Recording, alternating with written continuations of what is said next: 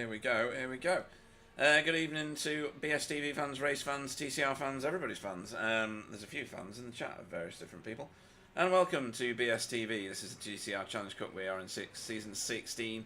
This is week 9. We're at Road Atlanta, one of my favourite tracks, and probably my favourite track. The meat chop. Oh, sorry, the pork chop. There we go. Can't think why it's called that. It's definitely an iconic track. It's a place that lots of people like to go. Good evening to Martin DeHoa. He's obviously following... who's it? DB Quasi? No, don't know. Tell us who you're shouting for, because I can't remember. There's lots of German in there. Alan, Road Atlanta. Yes, matey. Brilliant. Yes. Racetrack. Oh, yeah. No, absolutely. Couldn't agree more with your consummate roundup there. We're doing great so far, people. Let me tell you, this is a joyful racetrack. There's very few people don't get the hops on for this place because it's gorgeous, isn't it? It's so well balanced with everything, to be honest. It's got places that'll kill you, really smooth, sweeping turns that feel... it makes you feel mighty when you're going through them. But I should introduce us. So I'm Pete Bingham, and I'm joined in the booth tonight by Sir Alan of Toon. Good evening, Sir Alan. Good evening. Good evening. I'm pretty sure everybody knows who we are, Pete. I'm pretty sure they do, but you never know, do you? And I'm not sure whether Sam Boozin's joining us or not. I do think he mentioned it. He's got a question mark, so that's very nice. Yeah, if he wants to join in, he can do. But for now, it's just the Pete and Alan show. Right, there's a few people not here this evening. They've decided to give everybody else a bit of a chance at this. So Miguel is not here. Big Mig Freitas. The sun is shining in Portugal, and I think he's had one too many sherries, Alan. Well, good on him. Yeah, can't blame him. Wobbly is just running aimlessly around the Netherlands, so that's why he's not here. No Spencer yet, but he often arrives lastminute.com, so let's hope he's back in time for racing, because we need to look at some of the standings, don't we? So the pro category. Spencer is only 92 points. No, yeah, that's right. 92 points behind Miguel Freitas now. A prime opportunity here for him to close that gap right up. Pete Newman, not that far behind Spencer McCarthy either. There's almost nothing in that, really. There literally is nothing between Pete Newman and Sam Blees. They are on exactly the same points, 726 each. And Wobbly falling astern, and will continue to fall astern if he keeps having to run around the Netherlands, on 672 points. And then everybody else, Alan. It's quite a field we've got with us this season, and a hotly fought pro category. Yes, indeed, and you're quite right. So I hope Spencer does turn up, because he can fill his boots tonight. Yeah. Without Miguel here. Yeah, absolutely. Because Miguel's been hard to beat this season. He has. The last few races, he's been absolutely untouchable, apart from Stephen Walker claiming one of the victories last week. Good evening to PVG on the chat. Nice devil horns there, like that. You're on my right hand screen, which is the oh no, you are. You're racing. Yeah, you're in the pits at the minute. That's good. I thought you weren't there for a minute, but you are. All right, let's talk about PVG's positioning. Where is he? He's in 7th on here in the Pro-Am category. Had a couple of rough rides along the way, but Carl Hardy is out in front in the Pro-Am. On 497 points. Don't forget we're in the right hand column. PVG says I'll be on track. Good lad. Jamie Wilson is the one in 2nd place. He's also really high up on the Safe Driver Award, so hats off to Jamie Wilson. Remy Malaberti in 3rd there on 403 points, still in with a very strong shout of winning, if he can keep it nice and clean. Then Tony Walker and Russell Cowell round out the top 5. Rene Earhart, he's had a couple of rough crashes along the way, Alan. So I think without those incidents, he'd have been a lot higher up that table. Yes, quite likely. And the same. And it's still competitive. It's still competitive. Very close. You can't call a winner. Nah, no way. You can't call a winner. So there's only 100 points between 1st and 4th. and then everybody else is right on the heels of fourth. So that one's going to go right to the wire, I'm sure of it.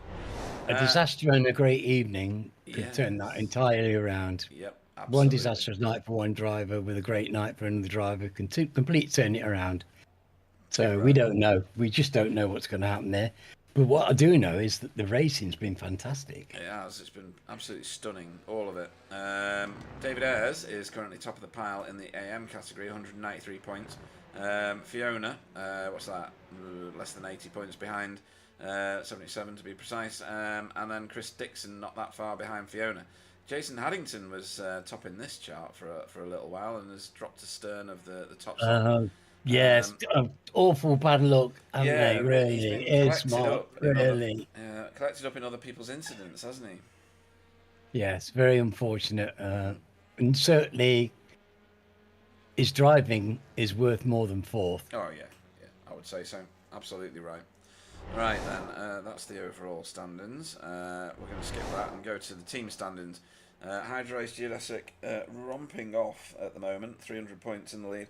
Over Spectre 6. Spectre 6 gathering themselves together though. They are making a charge finally. And then BSTV Pink, which is JB and Wobbly. Just JB tonight if he's here. I don't think he is here actually. I think he said he had a busy old day at work. So no representation from BSTV tonight. It's a shame because they're doing an incredible job this season, aren't they? Considering but that's JB's been driving the wheels off his car and doing great. So yes, yeah, he's improved. Reliable finishing, isn't it? Yep, absolutely right. And then driver of the meeting, Spencer, top of the pile, and got a bit of daylight now. He's got 4 points. Everybody behind him is on 2. So in joint second place we have Jamie Wilson, Pete Newman, and Jamie Jeffrey. And then for the rest of the positions, on 1 point we've got JB, David Ayres, Miguel, Pete Van Gool, Roger Morton, Jay Corley, Loic, and Stefan, all romping a point. And your Safe Driver Award, Alan. Yes, Jamie's leading. Yeah, I'm pleased to see that. Yeah. He's doing a grand job. Yeah, and JB right behind him, but 900 laps ahead of him because Jamie couldn't join us for the first couple of weeks. So yeah, JB keeping it clean as well, and Kevin Daniels. I don't know whether Kevin's joined us again this week or not. Don't see him in the standings just yet, but I am guilty of missing these guys. I wonder if David E's on the chat. Not sure. Somebody else just joined the session. Oh, it was Andrew Littler. Last minute Littler has joined the party finally. He's having torrid times at work for Andy. Is he? Right. Yeah. Adding some technical issues as well, and life's great, isn't it? Well, everything's great when it works. Do you know what I mean? So only a couple of minutes left in this session. Let's go and find some races to look at, guys. Pete Newman currently topping the charts in the practice session, at least, 128.6. No idea whether that's competitive, but looking at the deltas, I'd say that's pretty rapid, seeing as even Sam Blease is an entire 10th slower, Alan. Yeah, well, Pete knows this place like the back of his hand. Yeah. This is just a regular slot for the MX-5s, and we're here often, and yeah. So Pete's in his comfort zone around here, that's for sure. Yeah. Bit of a different experience in front-wheel drive, though, eh? Oh, very. He's used to it now, though. That's the thing. Yeah. I mean, part of why he's here is because he just enjoyed driving the Clio and the front wheel drive. Oh, okay. So the Clio brought him to the TCR, right? I get it. I think so. Right, nice. He won that Clio League about 3 times on the trot. Really? Yeah. That's class. Yeah, this one's a bit of a different prospect, because these are quite powerful cars, really, when you consider the weight to power ratio. Yes, but I think he's settled down now, hasn't he? I think that he did say that he'd actually found his way with the car and actually felt at one with the car now and was comfortable in it. So, so it's the experience of the guy, isn't it? He's just a very talented driver and he's very experienced. So, and he's had weeks now driving this thing and doing the practicing. He's put the time in the practice field as well. So, commitment and you get a reward for that. Absolutely. More practice laps you get, the better you become. Everybody says it, and racing with the guys that we've got in here and following them around the track even is a massive lesson for everyone that does it. And that's for Cutting Corny have just shown up on the chat. So good evening to you with some big pink hands there. I'll give you a little give you some of these. There we go. Love it. There you go. Excellent. Right, so we are tripping across into the qualifying session. So for those of you new to watching this, if there are any new guys, there's quite a few people watching, we have a 15-minute qualifying session. It's heat racing, so at the 15-minute mark, everybody gets booted out. So you will see people leaving the racing circuit when they know that they can no longer improve on their laps. As everybody comes piling out of the pits here. Then we've got no break at all, and we're straight into a 20-minute race. These cars are 35% fuel limited. They don't need to pit in the first race. They may choose to if they've incorporated any of the damage that often happens in races. There's a few lethal points on the track, which we'll talk through in a minute. And we're going to go on board with Jamie Jeffrey, but we'll let him get his feet on the pedals first. And get around the lap somewhat. Then we've got a little 5-minute break where Alan will share some words of wisdom, I'm sure. It's what I turn up for. And then we've got a 40-minute race where a pit stop is probably mandatory around here, Alan. I don't see anybody being able to fuel save enough to no stop this race. There aren't any priests out there. And these are wild drivers. They're not going to be holding back. No, definitely. There isn't any way to hold back on this course. I don't know. I mean, there are. We've got actually some master fuel savers who save fuel in circumstances you wouldn't absolutely believe. No, but not at all. It's not the nature of the league. It's the exception. It's the exception. When it happens and it catches people out, that's great. But it's really the exception to the rule. Yeah. So most people do use the pit stop and the timing of it and the incredible execution of it to make or break races. Yeah, absolutely. We've been through turn 1. Bit of twitching of the wheel from Jamie as he fights that waggy back end of the Elantra. Through the chicane at the top of the hill and down through these sweeping S's. This is one of the most fantastic feeling sections of track on the planet. This, however, is not. So you can die on the left and you can die on the right quite easily through elbow there. And then fire yourself towards the bone of the pork chop. And you've got a double right-hander coming up. You want to get into that late apex on the first one and an early apex, really, on the second one. And then flatten the car out, straighten it up, and then get on the gas. Jamie's going to have a nice tow from that Audi in front of him. A bit like a house brick going down the road in front of you, isn't it? So he'll be in the tow here. Probably not doing a massively competitive lap this time round. But you come down this massive back straight, which is not a straight, and then get heavy on the brakes at the white line on the road, or just before it, there you go. Tuck it in, lots of curb on both sides here, lots and lots of curb. You don't get punished for it on all 3 of those. Up and over the brow of this hill, which destabilises the car, off to the rumble strip on the right. Pull it right back, don't get too much of that curb, because it does punt you out onto the grass sometimes, and then over the line for a lap. And Stephen Walker there, in that Audi, Alan, has outpaced Jamie Jeffrey with a tow in the Elantra behind him. Yes, but that doesn't surprise me. If anybody can get pace out of that car, it's him. Yeah, absolutely, absolutely.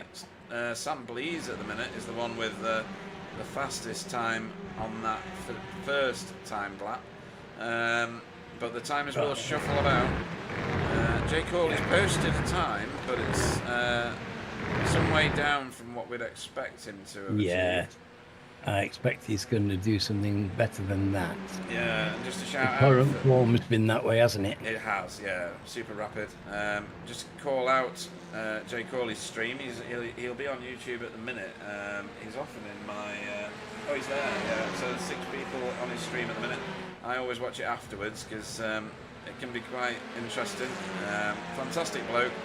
Often comes in for an interview if he's done reasonably well. And such a nice chap to have in the league, Alan.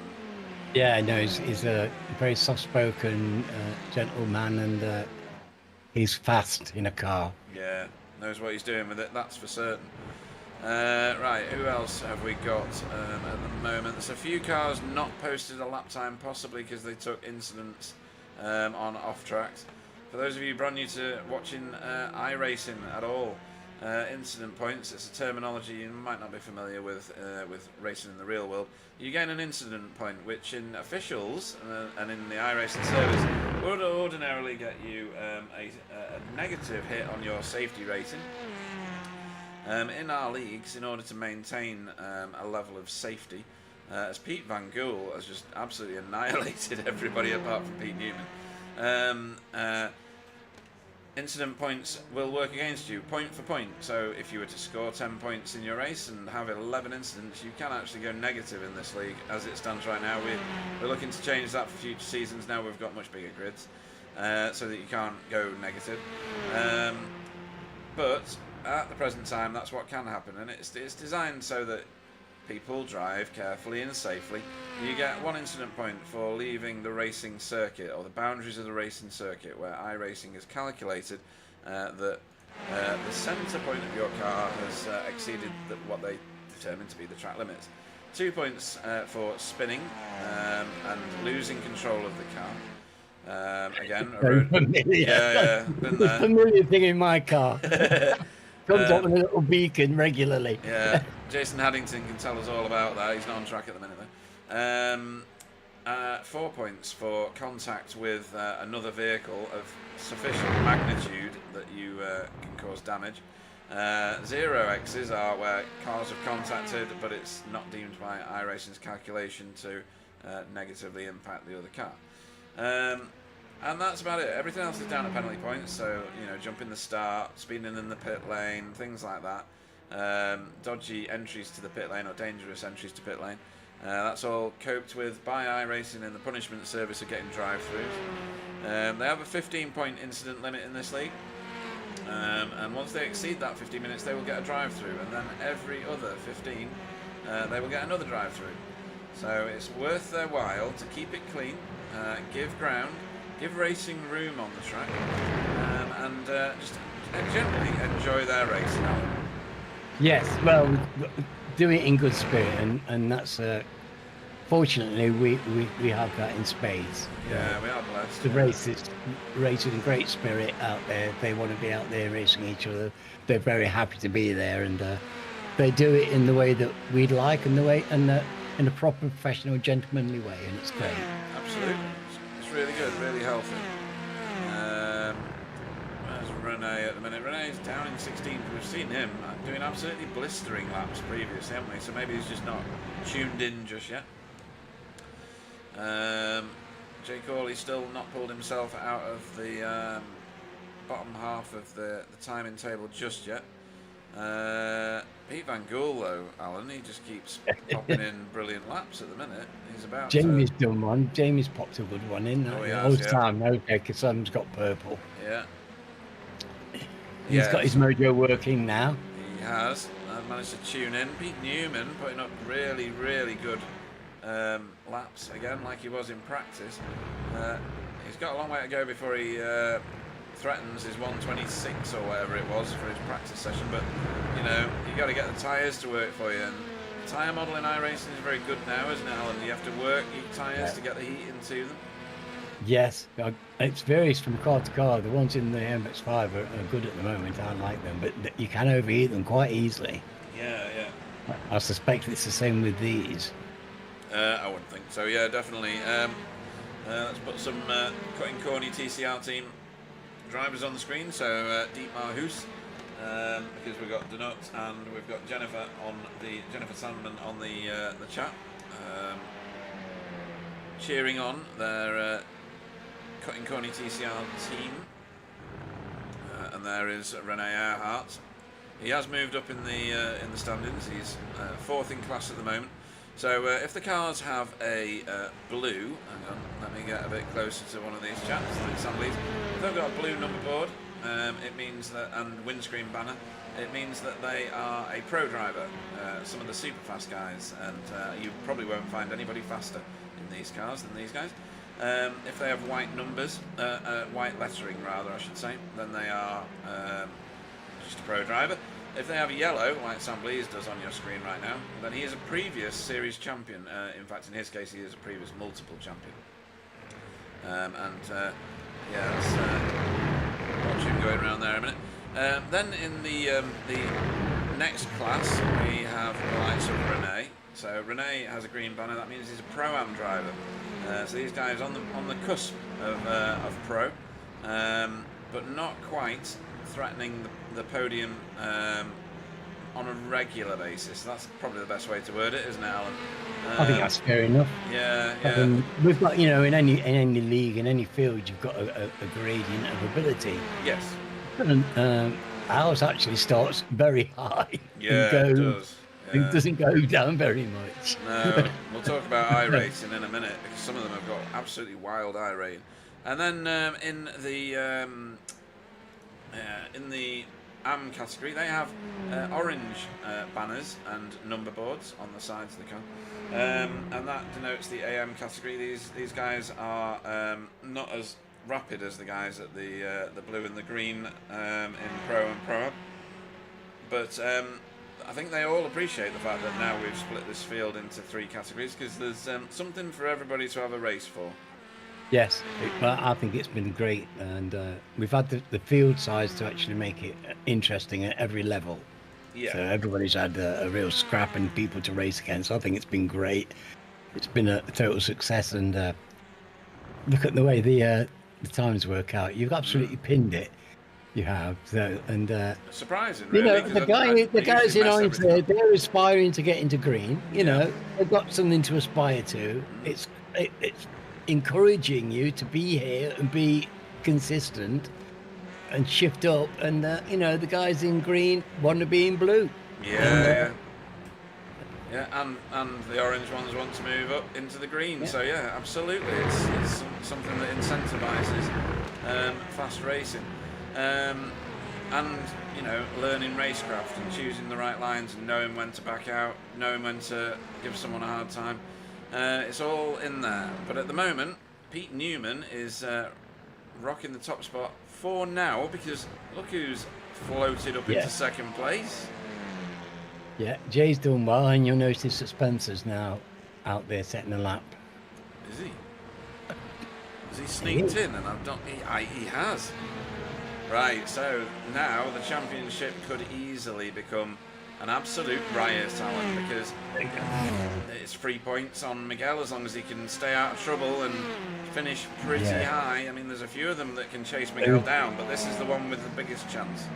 I wouldn't be betting against Spencer having putting in a good night if he knows how important this is while Miguel's not here. Yep.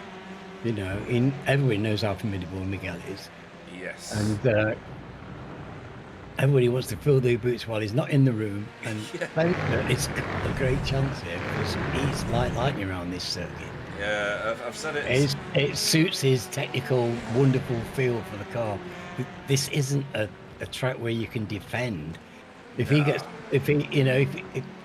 all about the qualification here. If he gets a good qualification and leads away, it's going to take some pulling back, and then nobody's going to stop him driving through the field. No, and I've said it so many times, this is the fastest driver never to have won this championship by a long chalk. He is... So sometimes watching him coming through the field, I didn't mention before that the second race is a reverse grid race, top 15 will swap round. Watching him scything his way through sometimes, it's like the proverbial hot knife through butter, Alan. It's so smooth. You know, never risks anybody's race. He's through on them sometimes, I think, before they've even realised they've been overtaken. He's so good at it. It's just like Miguel. Like Miguel. Yes. No, they've got I don't know, some kind of a secret spring. They can get a car length out of nowhere. I don't know how they do it. No. I'm pretty sure they don't know how they do it, because it's an indefinable thing. I mean, it's a fractional timing, a fractional judgment of pace and grip. You know what I mean? It's fractional. It's so fractional, but it's the sensitivity of the driver that they've got the ability to actually drive at that kind of pitch. Yeah. And it's what sorts out world champions from the guy who came second and third. Yeah, it is. I'm just gonna. Oh, are we gonna see this? Yeah. So in the second race, we're gonna see a pit stop, and Jamie's about to demonstrate for us all how to do that. It's quite a narrow pit lane entry. He always does a practice. The cones that you need to get down to your speed limit are just there, round that corner, and then down to pit lane speed. So that will be a massive feature of the feature race later on. So you'll find not many people are going to be out on track now with 11 seconds to go. Rene pulling it out of the way there to let Chris Needham through. Hoping for good times for Chris Needham tonight, Alan, because he's another one that's been caught up in so many other people's incidents. It's been dreadfully unlucky quite often. He's had more than his share of ill luck as Chris. Yeah. And he really you has. Know, the qualification is more important in this league than any I know because of this 20-minute sprint race. Yeah. And it's positioning for your main race as well, you know. Oh, right, I need to do this. Hang on. There we go. Extend grid in and show you the grid whilst we look at Tony Walker's car. So, Pete Newman will lead the field away. He is the pole man for Result Esports team with Pure Sims. Jay Corley goes off on the front row next to him for Result Clothing. Sam Blees off third for Hydro Race Geodesic next to his teammate Spencer in fourth. Fifth will be Jamie Jeffrey for those fans out there. Jamie Jeffrey, Coupes and Convertibles, fifth. Loic Penault, sixth for Boots and VDS by Undercut. Seventh will be Carl Hardy for Safeguard by Result. Pete Van Gool, his teammate, will go off. Oh no, he's in Result Clothing, sorry. Pete Van Gool will go off eighth. Rene Earhart will go off ninth for Cutting Corny TCR team. Remy even Malaberti will go off 10th for Boots and BDS by Undercut. Stephen Walker will go off 11th, respect to 6th. Wayne Douglas will go off 12th. That's a good result there for Wayne Douglas. I like that. 13th will be Russell Cowell. Let's move the camera forward. Choose a better one than that. And that. There we go. Right, I need to get through these now. Tony Walker off 14th. 15th will be Roger Mortons. Chris Needham will go off 16th. 17th will be Stefan. 18th will be Jamie Wilson. 19th will be David Ayres. Dietmar Hoos will go off 20th. 21st will be Boyd Drazen. 22nd will be Fiona Siddons. Chris Dixon goes off 23rd. 24th will be David Campbell. 25th is going to be Anthony Hilton. 26th will be Andrew Littler. And Jason Haddington will bring up the rear of the field on this particular race. Come on, Kylie. Yeah. Right, waiting for, as ever we do, one Sam Blees to join the field. He loves to keep them waiting, likes to keep those tyres in the warmers for as long as he physically can. Great to see that nobody's flashing their lights. Such a pleasure. I'm loving it. And those that are, you're not in shot. That's all I've got to say. Right, Sam has joined the start grid, and we are going to be thoroughly entertained by 20 minutes of this.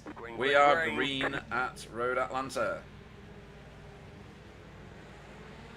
Really exciting first few minutes with these races. Yeah. Getting a clean start and getting a good start is crucial. And then it's thickening out towards the middle of the field, nearly 3 wide going round turn 1. Ill-advised, I have to say, if you do. Chris Needham, Stefan, Jamie Wilson, all trading places back here. Oh, there's a bit of bashing. And that's Jamie Wilson exiting stage right. Oh, and there's one of the... Can't see him. There he is. There was another one as well. Was there?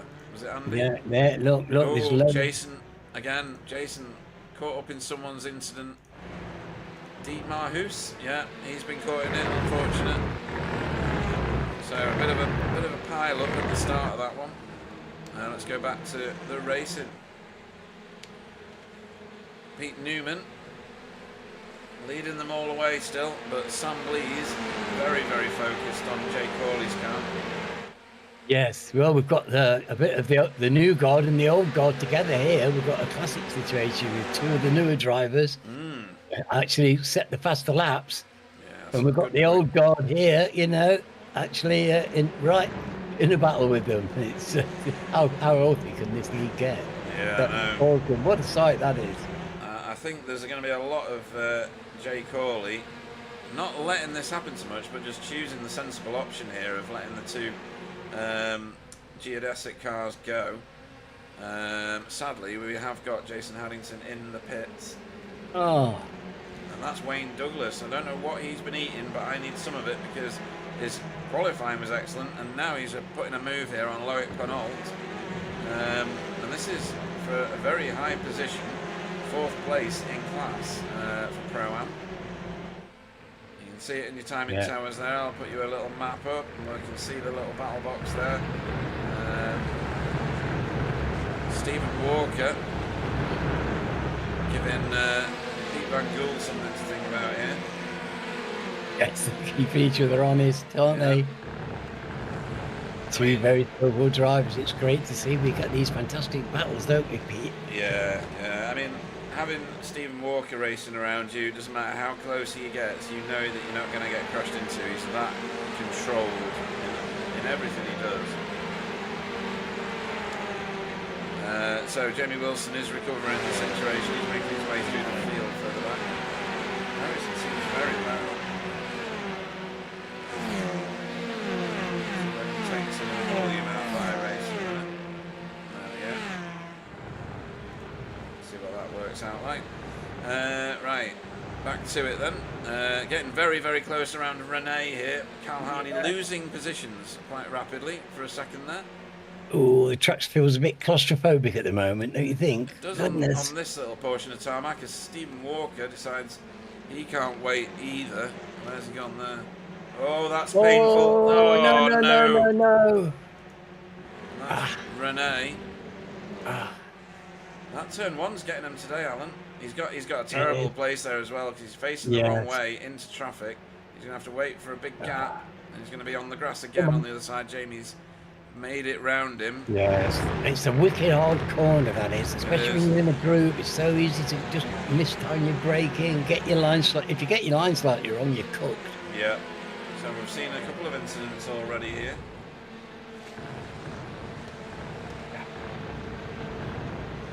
Anthony Hilton giving Chris Dixon a race, or the other way around, one of those two things being true.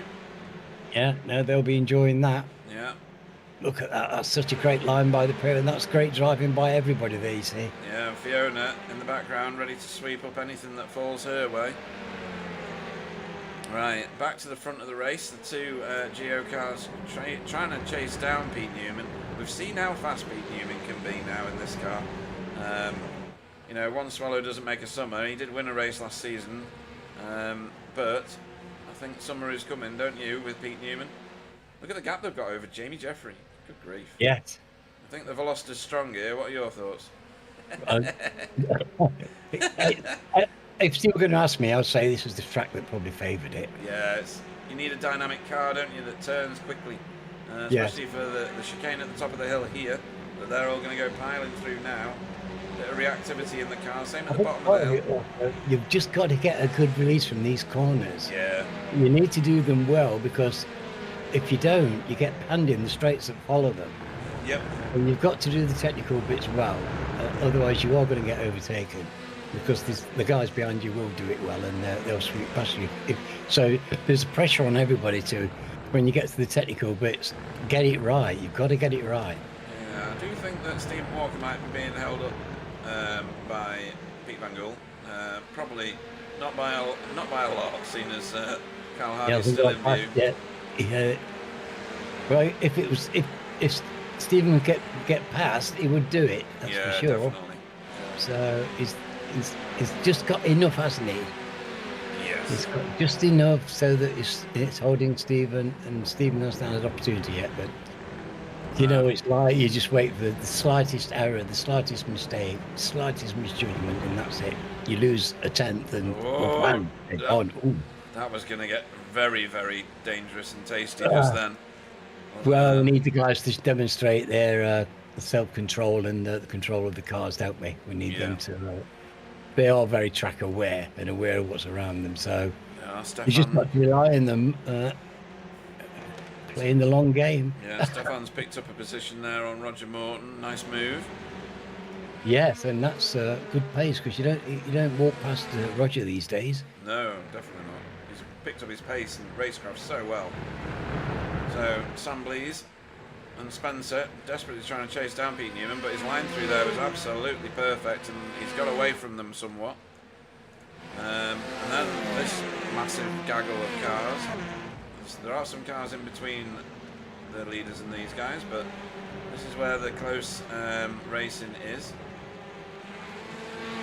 I mean, bigger fields, Alan, it does lend itself to having some more incidents, doesn't it? Yes, yeah, it's unavoidable in these cars, but it is in the MX-5s as well, because it's just the nature of the racing that you get. It's up front, close and personal. Yes. And with all the goodwill in the world, there's going to be collisions. There's going to be, people are going to get it wrong. They're going to lose control, and there will be comings together. But there's never anything that is stupid. No. People don't do stupid moves. They do bold moves, and sometimes it can go wrong. But in general, we have such a high standard. I think we take it for granted a bit, because we see these guys here. There's nothing between these guys. There could be a dozen crashes happening this very minute. Yeah. Oh, there's one. Oh, and there's one. So they were having a wonderful battle, giving each other plenty of room. That same corner again, Pete. It is turn one. That same C1, that wicked corner, and the rise. Yeah, it's inviting for an overtake, but you both need to be on entirely different lines and stay on those lines. And the problem is, into that chicane at the top, there will only be one line.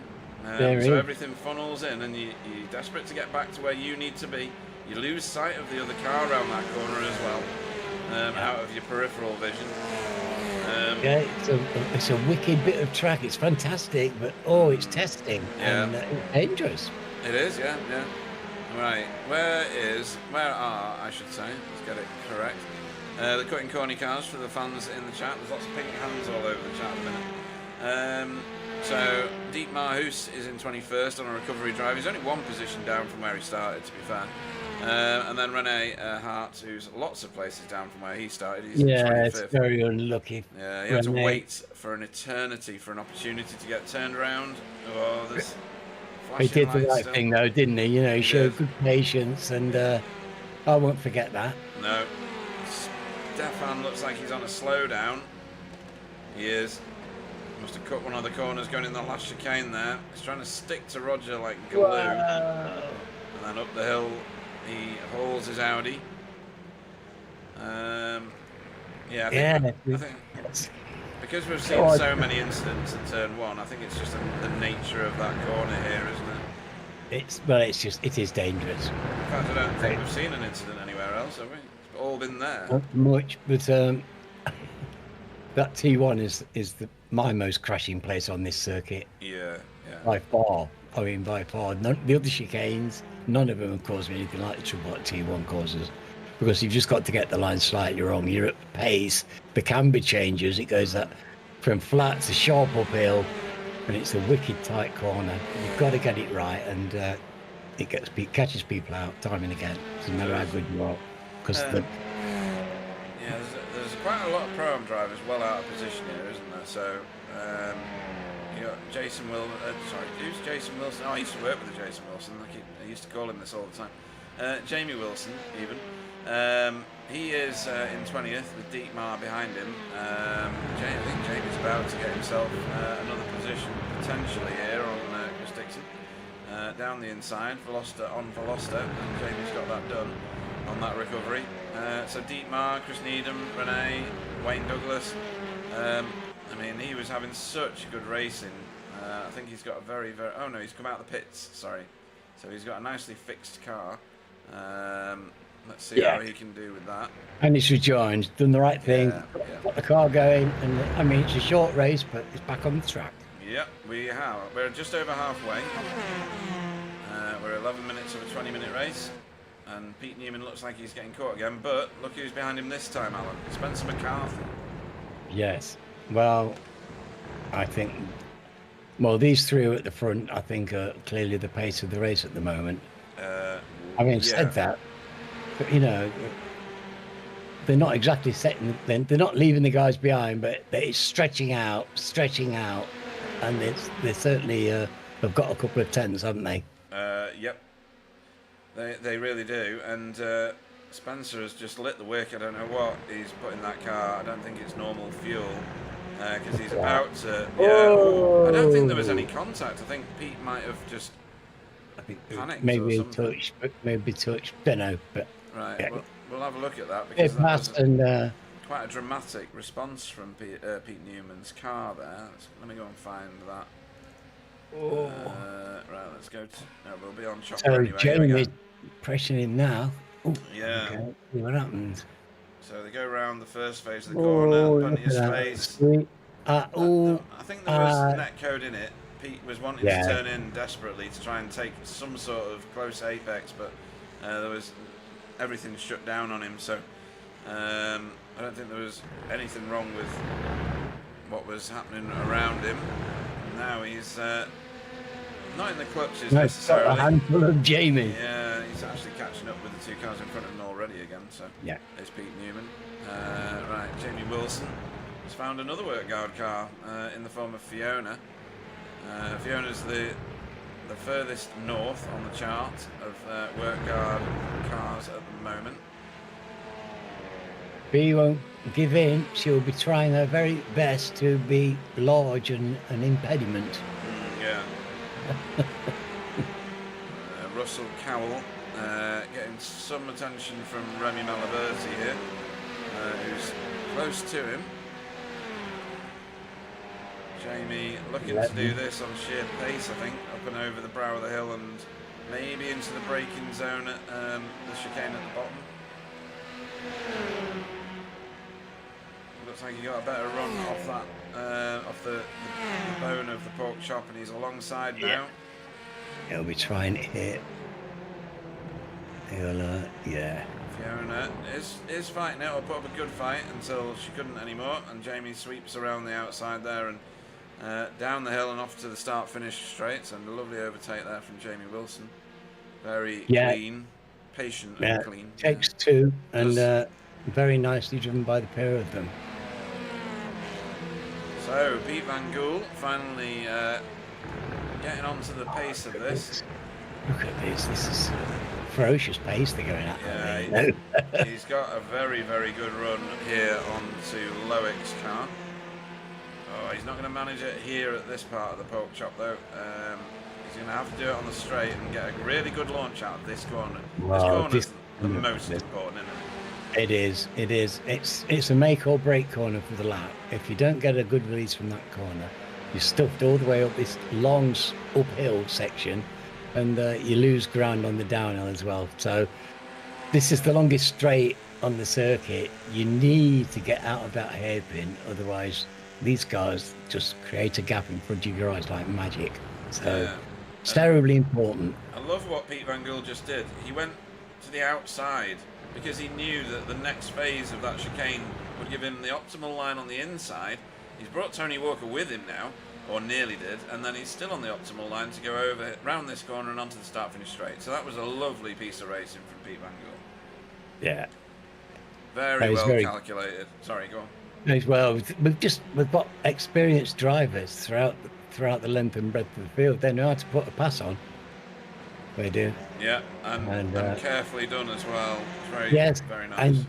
And the people know how to be passed as well, which is just as important, I think. Yeah, too right. Don't find something. Don't fight a battle you can't possibly win. Is the statement, isn't it? You know that you're both vulnerable when there's a pass coming off. Yes. You both need to be in control of the car and keep it together. And it's a credit to everybody who when they get past. Clean passes are a credit to both parties, and it's good to see them. But we have some extraordinary overtakers here. Yeah, we do, and the way that the field is bunched at the minute bodes well for the feature race. We're at 16 minutes in to this sprint race, and the top 5 are together, and then positions 7 through 12 are together. I mean, it should be a blast, that feature race in the not too distant future. Renee Earhart trying to recover this situation after that early spin at turn 1. He's going to pick up a position potentially if he can get a good drive off this corner here. That was lovely driving by Andy. He came around there beautifully. Yeah, very controlled line from Andrew Littler. That was good. Let's see what he does here. He's already pulled out of the toe, or rather Andrew Littler has removed the toe by going to the extreme right hand side. And now it's a drag race to the corner. Renee early on the brakes, earlier than I expected him to be honest. Giving each other plenty of room. That gave well spotted, because that gave Andy the chance to hang on there, otherwise he would have been past, I think. This is lethal to go side by side through the last turn on the track. Somebody has to be sensible at that point and lift. Yeah, absolutely. One of you has to lift. Otherwise, both of you are forced to lift. It's that simple. Right. Where are we at in terms of time? 17 minutes, 3 to go. The front of the field is split up somewhat. They've strung themselves out a little way. I hope that Pete Newman doesn't feel aggrieved at whatever he perceived was going on, because that was one of the smoothest overtakes for a lead I've ever seen. No, that was it was a great move by Spencer, and you can't blame Sam for nipping through on the back end of it, can you? No way, these guys are racers, you know. Jamie Jeffrey, the fastest lap of the race in that Elantra, so I was wrong. That Elantra has got a lot of go in it. Maybe it just takes a long time to get the tyres up or something like that. Maybe he's found something that works. But 4th place, that's a really good result, given that 3 of the fastest drivers of a Veloster are ahead of him at the minute on a Veloster style track. No, doing well. This isn't a bad track for the Elantra, though. No. It handles the curbs, and it's a fairly agile little creature, and certainly Jay knows how to get the best out of it as well. Yeah, and I think... Is he a Civic? Is that a Civic? Jay Corley? Yeah. Yeah, Civic, yeah. How's he keeping up? I know, he's doing very, very well. The next nearest Honda is Pete Van Gool. It's a little way back and chasing multiple champion Stephen Lucky Wookie Walker. Now we're getting some real battles coming again. We always get this right at the end of the race, don't we? So there's this bunch here. I'm pretty sure that Jamie Wilson is going to want to get 2 passes done here. He's running out of time. The clock's ticking, Pete. It is ticking, but I think Spencer McCarthy is going to get over the line and string this out for one more lap. Yeah, there's the white flag. Yeah. And he's done it with about 30 seconds to spare.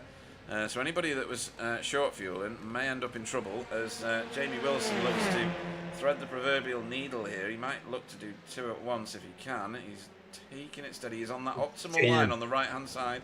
Anthony Hilton giving him room. Nice. Drag race up and over the brow of the hill, under the bridge. Side by side through last turn. Are you going to do it? Jamie takes the curb and takes the white flag. He's had to drop in, though, because he's lost momentum.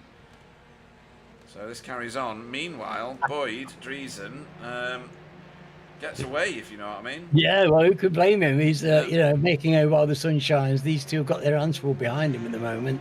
Yeah, they have. And Driesen's getting stuck in. Right then, so this is the leaders coming now to the end of the lap.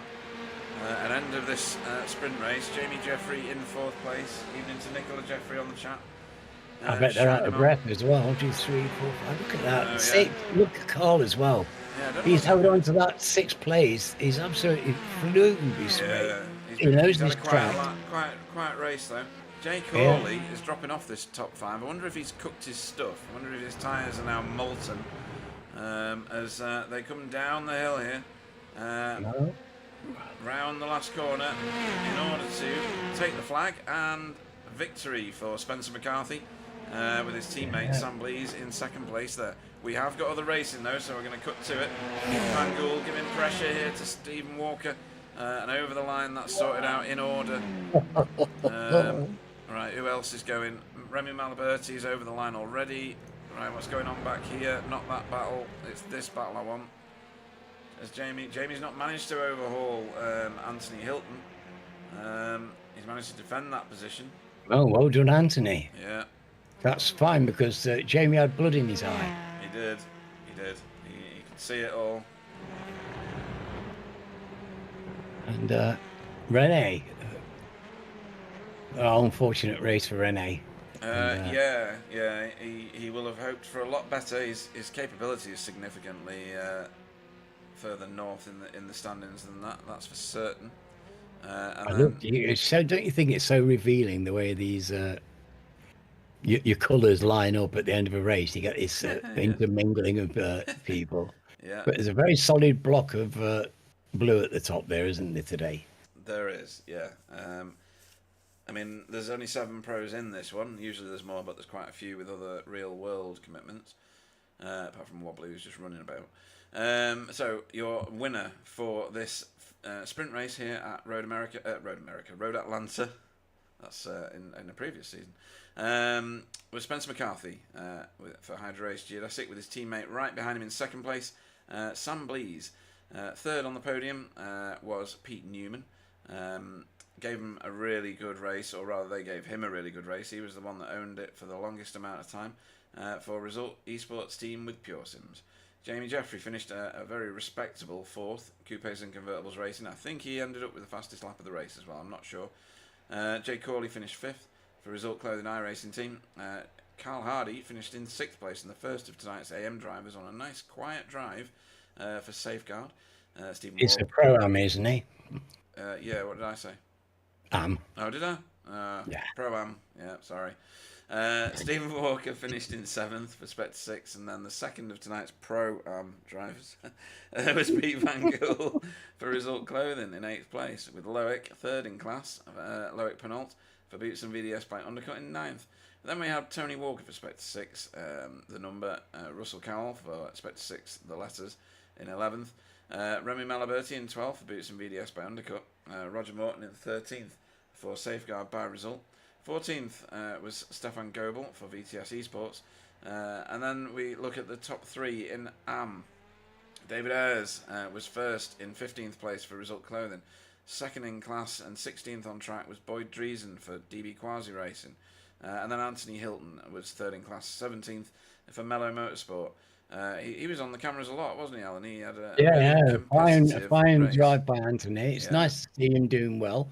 I think he was a bit unlucky last week, wasn't he? If I remember rightly. He was. Yeah, he had a rough deal. Yeah, very nice for him. He's a good young driver. Yes, very much so. Jamie Wilson, 18th for Team Chimera. Fiona Suddens, 19th for Work Guard ahead of her teammate Chris Dixon in 20th. Dietmar Hoos, cutting Corny TCR in 21st. Hoping, I'm sure, for a better drive next time. Dave Campbell, 22nd for DB Quasi Racing. 23rd was Chris Needham for Airsmart Racing. He had another rough race. He's not had the cut of the jib this season, has he? But we'll see what happens in the next one. Rene Earhart, 24th, cutting Corny TCR team. Probably at the wrong end of the field for his capability. Andy Littler, 25th for Work Guard by Result. Wayne Douglas, such a fast driver at the start of that, got turn wand, which is a new what is that? It's not a verb, is it? I don't know. In 26th place, and Jason Haddington equally a victim. 27th, and didn't continue, sadly. Hopefully he will be back for more in the next one. He's a stoic individual, so I'm sure he will be. Right, let's have a look at what's going on temperature-wise. 36 degrees as we get into later afternoon. And then there's going to be quite a few people, I expect, doing pit stop practices here. We're going to try and find somebody because it's going to be... It's not the easiest of pit lanes to get in. It's very twisty. It's very narrow. Getting out, you end up coming out into... Well, quite dangerous traffic, really. Let's just see if... where are we on track? We're heading towards the pork shop, aren't we? Let's go and see if we've got someone any nearer. No, we won't see anybody on the track map until a lap is posted, because that's the way that this SDK system works. Let's see where Pete Newman is. Oh, he's on the descent down to the last chicane. Off the gas. Coasting it in here. I think he will be doing a practice pit stop. He's only got 30 seconds in which to do it because he's going to get booted out of the session. Yeah, hard right hand into this very narrow, easy to lose the front end through here and do that. Oh, thank you for the demonstration of what I was going to describe to other people. But yes, that is so easy to do in that pit lane, Alan, in any car, you know. Yeah, and of course, easy to be just slightly too quick and get a penalty. Because you short downhill coming on into the pits. If you don't get on the brakes, you're going too fast by the time you find the cone. Yeah. So it's just about the perfect combination of terrible entry and awful exit. Yeah, what a brilliant way to describe it. Absolutely fantastic way to describe it, actually. Right, then we will start gridding and we'll run through who starts where in just 1 second once I've set some cameras up. We'll have a look at Boyd, shall we? While we go through the grid. I'm just going to extend a bit of gridding so that I can get through this. Names only this time. David Ayres will lead us away. He is the pole man for finishing 15th. Stefan Goebel will go off second on the front row. In the second row, Roger Morton goes off third with Remy Malaberti next to him in fourth. Row 3 will be Russell Cowell in fifth with Tony Walker, sister teammate, next to him in sixth. Excellent. Loic Pernault will go off seventh. Eighth will be Pete Van Gool. Ninth will be Stephen Walker with Carl Hardy to his left in 10th place. 11th will be Jay Corley. Next to Jamie Jeffrey, Superfast. Wow, it's tasty, isn't it? Goodness me, this is looking so tasty, Pete, honestly. It is. It's looking like a really good race. 13th will be Pete Newman next to Sam Blees, Spencer McCarthy. It's his pleasure to start 15th after winning the first race. Boyd Driesen will go off 16th. 17th will be Anthony Hilton. 18th will be Jamie Wilson. Fiona will go off next to her teammate Chris Dixon in 19th and 20th. 21st will be Dietmar Hoos. Dave Campbell will go off 22nd. 23rd will be Chris Needham. René Earhart will go off 24th. And 25th will be Andrew Littler. 26th will be Wayne Douglas. And Jason Haddington will go off 27th. And hope for better fortunes. Fingers crossed for you, Kylie. Here we go. Touching wood as well. It's real wood, lads. I was going to say. It's not that sort of show. Stop flashing. No, do you know what? As soon as these two get to the front, or near the front, it's the flashing of the lights yet again. They'll probably miss the start now because they're too busy bashing away on the light button. Now, if I'd seen David at the front, I'm delighted for him. Yeah. It's because of the slightly reduced numbers. Usually we're up to 30. We've got 27 today, which is still a massively healthy grid. They're going to have no battery to start that car because they'll have used all the electricity on the lights. Lights are coming on. 3, 2, 1, and we are racing in this feature race. And David Ayres did not get away. He did not get away. So he's going to get mobbed pretty heavily. And we know what this first corner's like. We've already seen T1B, nothing but trouble tonight. Yes, we have. Stefan Goebel is in the lead.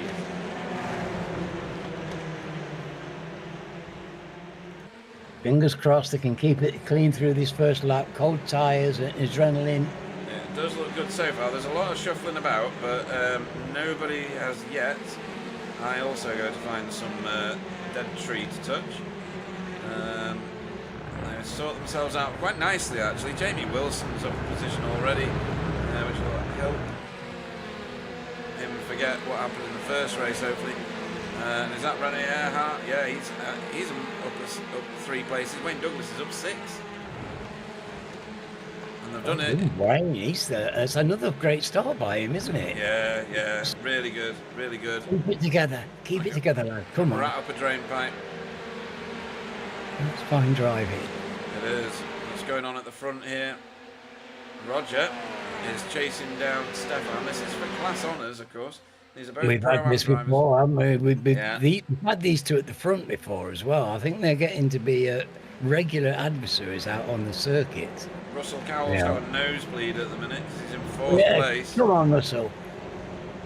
This is great performance by him. Anthony Hilton going super wide and onto the grass. That split up the battle from the last race with Jamie Wilson, and he's slow going through the last corner. Safe rejoin. Fiona. Oh, who was that? Is that Oh. Boyd? Yeah, Boyd Reason out to the wild, and Jason with him. Okay, all survived very nicely. Yeah, recovered it well. Yes, I think that's the friendlier grass there, Pete. It's a good example of it. Yes. In the old days, that could have been a lot worse. Oh, you'd have been gone. You'd have been in a different postcode. Right. Well, that's a good camera. Why didn't I use that before?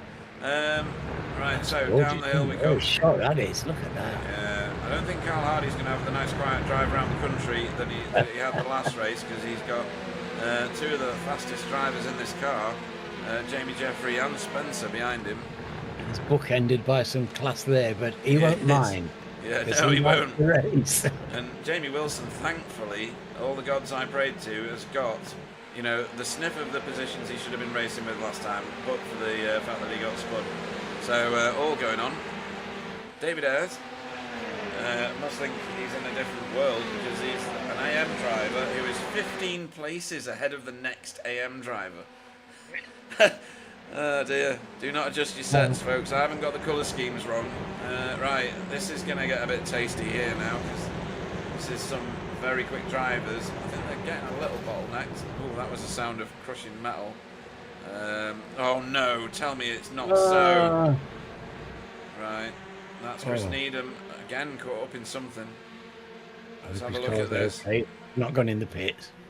No, let's see what happened here. So he's on his own at the minute. Does he get absolutely missiled by somebody? Anthony Hilton. Anthony. Oh, right. So he tried to turn in, and there was a Rene Earhart Veloster right on the racing line. That could have been a lot worse, couldn't it? Actually, it could, yeah. I mean, he's going to have to maybe sort some damage out. He's gone round again, so it mustn't be too bad. But yeah. I don't think Rene Earhart can buy a decent race tonight on this track. He just seems to be in the wrong place at the wrong time every time.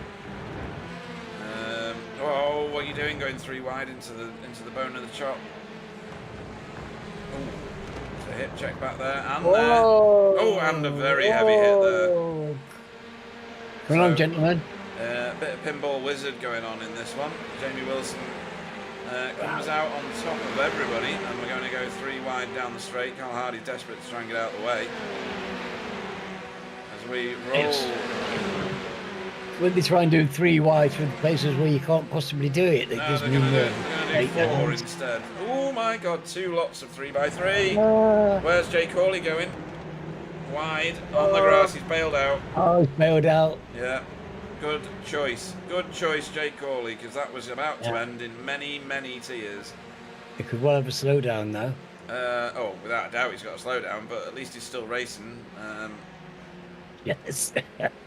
He might even keep on that place there, you never know. Yeah, I mean, he'll be thanking whatever gods he can think to pray to that he chose that rather than the obvious other. Wayne Douglas moving up the field all the time.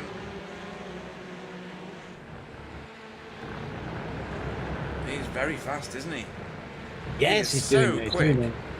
Doing a grand job. Keep it on the road. He's one of those people you think, I'm going to see you winning races in the not too distant future. So where is Spencer? He's just a bit ahead of these guys, ahead of his own teammate who's got an Elantra-sized dent and shaped dent in the door. As they come on to this sweeping what happened to Stefan's down in 3rd now.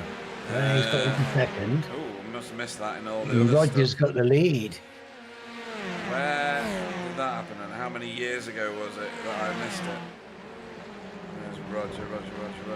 There it is. Let's have a look at how the war was won. This might be a mistake from Stefan down at the kink. This one here. Yes. Sideways through the corner.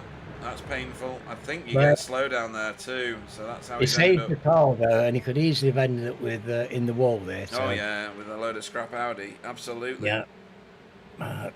Got away with that one and lives to fight again. Yeah. Well done, Stefan. And well done, Roger. You're now in the lead, mate.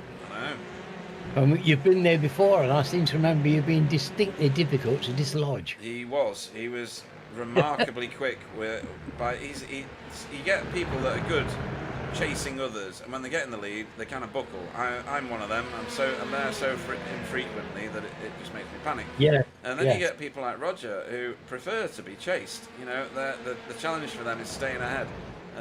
My brain can't do that. No, he doesn't get unnerved by the situation. He's not scared of the view in the rear view mirror, and his car placement in a situation like this is close to perfection to be just perfectly in the way at every given moment. And that's what it is. You're right. It's just positioning your car in a sensible place. It doesn't need to be dramatic. No, you don't need to do anything overt. You don't need to do anything overt. You just need to occupy the line and choose which side of the line you're going to occupy at any given corner. Yeah, Loic is getting the geodesic treatment here. Swarming round him at the moment, and through they go. Yeah, they're on a bit of a mission, those guys. Yeah, where did not Jason, where did There's Carl. Jay Corley end up? Jay Corley, he's a few positions down after what happened with him there, but he's on the group, so... Yeah, he's in good company there, isn't he? So... Yeah, and there's plenty of racing to go. We're 8 minutes into this 40-minute race, and there's pit stops still to come. Chris Needham into pit road. Are we on lap 6? We are, so we can make it to the end. He's going to get that car fixed. You can see the panel pop out there on the left-hand side of that car. Come on, Chris. Where's Jason Haddington? Is he going to manage to get himself a nice clean race? He's with the crew. He's with the AM crew at the minute. That is not the line. What on earth happened there? Just curse him by putting him on the screen or something. That was wicked. It wasn't that. So he comes through the S's here, gets a little nudge, and then seems to straighten up and bail. No idea what that was. That was peculiar. He did get a tap in the rear, but it didn't look like enough to do what the car did. So I don't know. Well, the reaction to the car to the tap in the rear was what you'd expect, and then it went. And he straightened up and off he went. Yeah. Yes. Oh, no, that was odd. It certainly got a nudge, but it wasn't enough to do that. No. Jamie Wilson, I think he must feel like he's on the M25 in rush hour because he's had cars all over him since the start of this race. But go on. He's fighting for a position that he probably feels is more relative to his pace now. Yes. Well, everybody's fighting so hard. And look how close they are. The field hasn't stretched anything like. No. They're still... Whoa, Jamie, Jeffrey, where are you off, mate? How he didn't, he lost control, obviously. But how he didn't just collect those two Geo cars, I have no idea. I think it was a bit of 50-50 from them avoiding him and him desperately regaining control of that wild ride that he was in. I only came to look at this because Stephen Walker is now tracking his own brother, Tony Walker.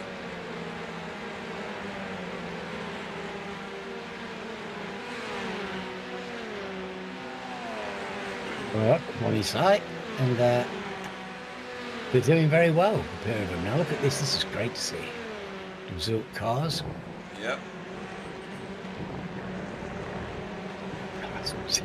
Two very good drivers in the result colours there, coming at it. I know. I would like even some of their I rating. I'd like some of their ability. Yeah. Sam Blease has done what he normally does and has pitted the car early. Oh, and Rene Earhart has come in with him. Not that far behind him, actually. That's very healthy for Rene Earhart to be that close to Sam Blease. Probably won't be that because Sam usually just puts some vapours in the car, doesn't he? If that. Yeah, he just I gets think he just had the word with it. Show me a picture of some Castrol GTX and I'll be off. Right then, so Pete Newman has now caught up with David Ayres here, pole man from this race. Still holding his own though, in 5th place right now. I mean, that is really respectable, isn't it? Fantastic. Giving it to Stefan. He's doing a great drive. Yeah. I gave him my drive last week. No. And he's doing this now. You showed your hand too early, that's what it was. Well, I don't think so. He won the bloody hounds and everything. He drove really brilliantly, and now he's doing it again. He's only 13 places ahead of the next one back, next AM driver back. I'm just delighted to see him doing this, and you know, it's exciting for me. I'm going to meet David at the end of the first time. We've been teammates for 5 years, but at the end of the month we're going to Snetterton, right? And I'm going to get to meet David and his wife, and it's going to be a great weekend. I'm very excited. Right, as he and a whole bag full of other cars pit, releasing everybody else. That pit lane looks proper busy. Look at this. I don't think we've seen this season. It's a mob of them coming. They must have planned it. I don't think they did. No, nothing. This is a BSTV broadcast. Nothing is planned. Right, let's go and find out what's happening with Stefan. He's got Pete Newman almost pushing him around the sweeps. They're all paired up at the minute. Wow. There's some frantic driving going on out there. They're not holding back, are they? No, Stefan's chosen staying alive over battling for something he's probably going to lose to someone with 6 KI rating in the form of Pete Newman. Yeah, if you can get some of his toe, he'll be happy, man. Why? But try and keep Pete's toe under control. When did this happen? For years. When did this happen? So Jamie Jeffrey is suddenly ahead of Stephen Walker. This has to be a Walker error. Oh, that's what Stefan did. Do you remember? Yes. That Audi must be wild through there. The Audi. Yeah. It's the Audi, isn't it? Yeah. That must be an Audi thing. An unruly Audi. Yeah. And yeah, you don't want that going through there either, because that's a bit of a hairy old place. It is. Most cars, I think it's more rear wheel drive, end up spearing off into the left side. They come back across the track once they've lost control. And Russell Cowell's picking up points at the front of this field for Spectre 6, the letters. Come on, Russell. It's great to see him at the front of the race here. It is, yeah. Very rewarding. He does a lot of graphics for BSTV, so absolutely respected. Please wait, mate. We're racing. One of us had to. I'm glad it was you. Please wait, again. We're racing. Awesome. Right. What is at the front? Yeah, he's got himself a nearly tidy 1 second lead. Pete Newman is behind Roger at the moment, and Stefan is about to get caught, I think, by Jamie Jeffrey. Jamie's just such a good racer in the way that he gets pace out of that Elantra. You think his lines are bogus and wrong, but he's using the real world racing lines, which sometimes look like that. That's how you get the best out of the car. What's going on ahead? Pete Newman has just passed Roger. That was done in a heartbeat. So fast I didn't even get onto it. It was out of the corner, I think. No, it was just in the straight. Right, okay. Which is going to be a massive amount of out braking, I think, don't you? Yeah. Oh no, Roger's letting go. Roger's still got half a broken ankle and probably doesn't fancy chances with Pete. Yeah, maybe so. I mean, sister team mates, right? No. Both result stable cars. Oh, what's this? Yeah. Oh, I'm not on live. Hang on. So we've had an overtake back here with Tony Walker out of the pits, and that's Spencer. He is not the furthest forward of the pitted cars yet.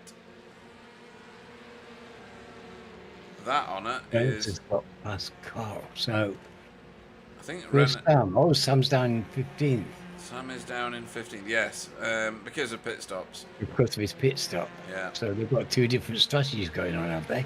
It seems like 2 distinct ones this week. Yeah. Well, no, Spencer must have. Yeah, he must have because he's 16th. Oh, so, yeah, Spencer's. Yeah. So. Oh, do you mean inside the Geo camp? No, they've both done the same strategy, 1 lap apart. Yeah. What it does mean is that Sam Blease is ahead of Spencer, which wasn't the case before they pitted. Which suggests to me that Sam Blease has yet again put a small breath of fuel into that car. Yes. Well, if anybody can save a bit of fuel while racing flat out, it's Sam. Yeah. Right, Pete Newman. The tractor beam is locked on. Russell Cowell here for taking that place away from him and taking the lead of the race, which he is about to achieve. Russell's going to have to very snap smooth. back. Yeah. Well, That was very smooth and slick by the pair of them. yeah. Not only do you have to, like you said before, not only do you have to overtake safely, you have to be overtaken well as well, if you know what I mean. I do know exactly what you mean. I'm an expert at it. Yeah.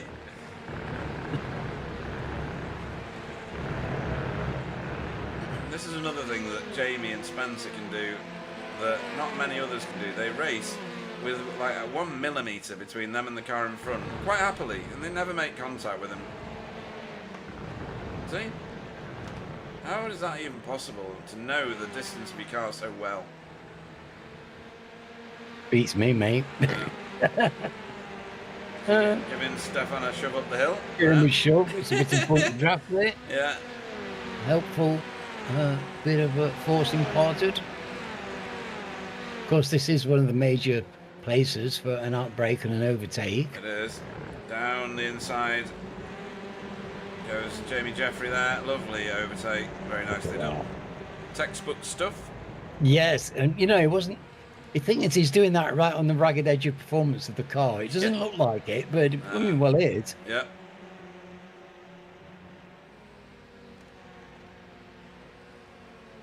I do want to see. I know Fiona particularly holds out till the last breath of fuel in the car, but it'll be interesting to see how many positions David Ayres has managed to maintain between him and the rest of the AM field after all the pit stops. Staying with this Audi on Audi battle here. Stefan being chased by Stephen.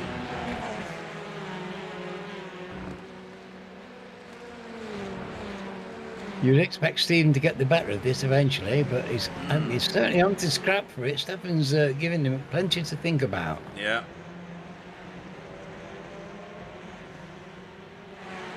And Carl's there as well, looking handy. It's another great top 10 position for Carl. Where is he? He's seventh, running seventh just behind Stephen. Yeah.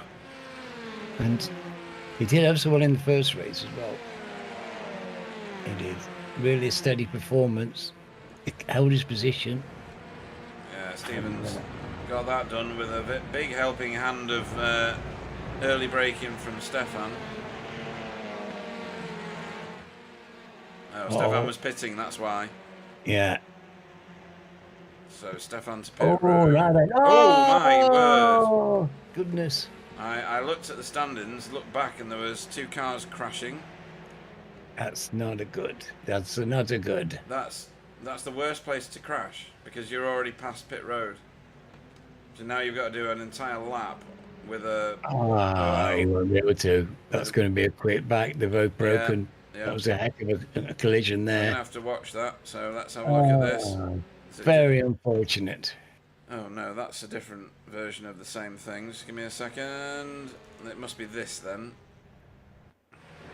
Yeah, this is it. So they both go down through here. Wayne on the right, Carl on the left. Just a little touch, that's all it is. Just a little touch. Not enough. It goes back to what you said before, Alan. One of those 2 drivers needed to lift there. Yes. One of them needed to lift. We're going to watch it again. And it's the responsibility of the driver behind, I think, in most cases. And by the time they get to the apex, that is Carl. Should have maybe backed out of that. Maybe they both wanted it. I don't know. Is that just 50-50? I think it's probably just 50-50. No, neither of them was prepared to give the line. No. So... And that's what... I blame the situation. They both wrecked their cars. They're both both not done their race chances any good. It's a shame. It is. So this is Jay Corley now cutting through some people who have yet to pit for us. That's Andrew Littler. And the next one up the road from Jay Corley is going to be Dave Campbell. This is for DB Quasi Racing. Van Gool's way off the back here. What's up to Pete? Pete Van Gool. Yeah, he's quite far down the field. Let me see if I can spot anything untoward. Looking through. Can't see anything at the moment. I would have thought even with a pit stop, he's Yeah, me too. 7 seconds off the back. No, it's because he's been in pit road twice. Ah. Why has he been in pit road twice? So there's him leaving pit lane. There's him leaving the pits. This is him entering the pits. Is there anything naughty with this? No. I think he's had a punishment visit. Yeah, he's entered pit road twice. That one's for his pit stop. And then there was this. Oh, is this just him entering the actual lane? Yeah. So it's not that. I'm going to have to find it later, I reckon. Yeah, well. That all looks fairly fortunate. Innocuous, but there you go. Jay got a bang on the wall there going in. Yeah. It's easily done. Right, so Jamie Jeffrey around the outside of Roger, going into the going into the chicane. I thought they were already in the sweeps. This is the sweeps here now. So Jamie Jeffrey effectively takes up 3rd place now. He still owes us a pit stop, so I don't know where that'll bring him out. Pete Newman leads this race by 1.5 seconds over Russell Cowell. You can see just there, that's Carl Hardy in front of them actually, coming out of after his pit stop, or after he's reset the car, I think.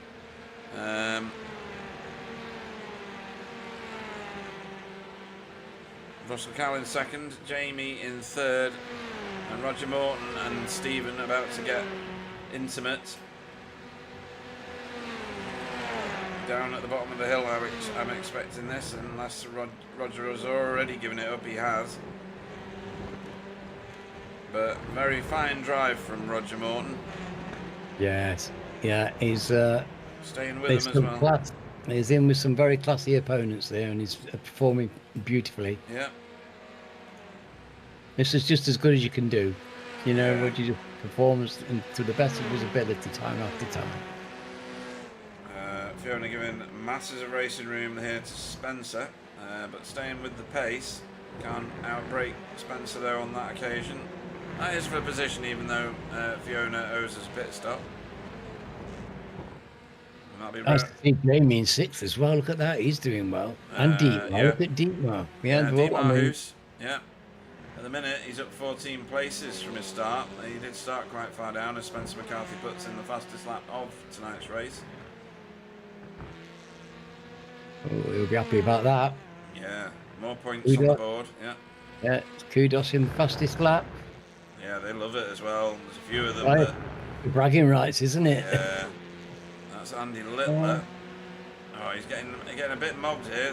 He's been caught by a few of these cars that have already pitted. Plus, he's racing with that car in front there, Dave Campbell in that EV Quasi racing colours. The white car in the foreground of your picture. But they are queuing up. Yes. He'll give them room once they get somewhere where they can, look. Yeah. So I think they understood that, and we're being reasonably patient, I think. Yeah. Staying with them though. Yeah, there's room for there we go. Not enough room for that though. On the track, but there wasn't room for that. I'm afraid not. Oh. Should be able to get going, and he's not had his pit stop yet, so he'll be in this lap. Okay, come on, Andy. Pete Newman has just posted the fastest lap of the race as it swings back in 2. Right, next one here. Jay Corley overtaking Fiona there. Fiona may go to pit road. No, she's going to keep it going. Hanging it out. Yeah. Come on, Pete. Let's see if Andy Littler goes into pit road on this occasion. He's going to go down here through this chicane. He did take some right rear damage in that exchange. And Makes yes, a lot of sense to me. He's in the pit. Into pit road he goes, with Dave Campbell already in there, who he was racing behind. And And this is still going on. So this is David Ayres still fighting with these pro cars and pro-am cars. Still got 7, 8, 9 cars to pit, so field is fairly split still. There we can run, going at it. They're well involved here. Yeah, David Ayres is staying with these guys I know very he's well. doing fantastically well. I think he's effectively in about 8th or 9th place as Roger Morton enters pit road.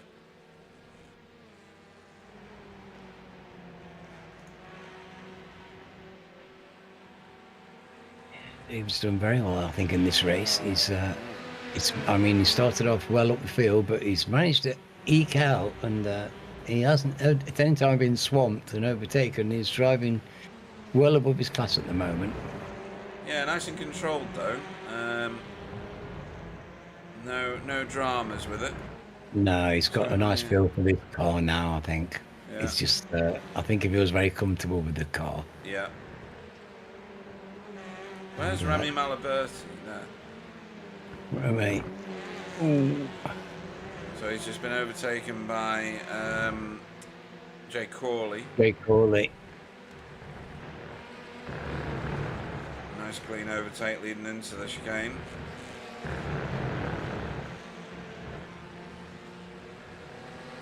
Right, so Dave Campbell and Andy Littler having a little battle after they've pitted the cars. Dave Campbell comes out on top of that one. Loic Penault, he's been in view quite a lot tonight. He's got Rene Earhart for company, closing in on him rapidly at the moment. Yes, they've been at it for quite a while now, haven't they? So clearly enjoying themselves. Yeah, I mean, great that Rene is having so much of a better race this time round. Yes, because that's what you want, isn't it? Yeah. You want to have a good time in your car. Yeah, I think it's a good feature of this league actually that we have, you know, 2 races. If you have a rough ride in the first one, you've got the second one to recover it with. Dietmar Hoos for Cutting Corny TCR has just entered pit road. And at the moment, the furthest forward car that has pitted in this field is Spencer McCarthy. But do we know or not whether Pete Newman, who is the actual race leader at the moment, Owen has a pit stop, will still be ahead of everybody by the time he comes back out again? Whenever he pits the car.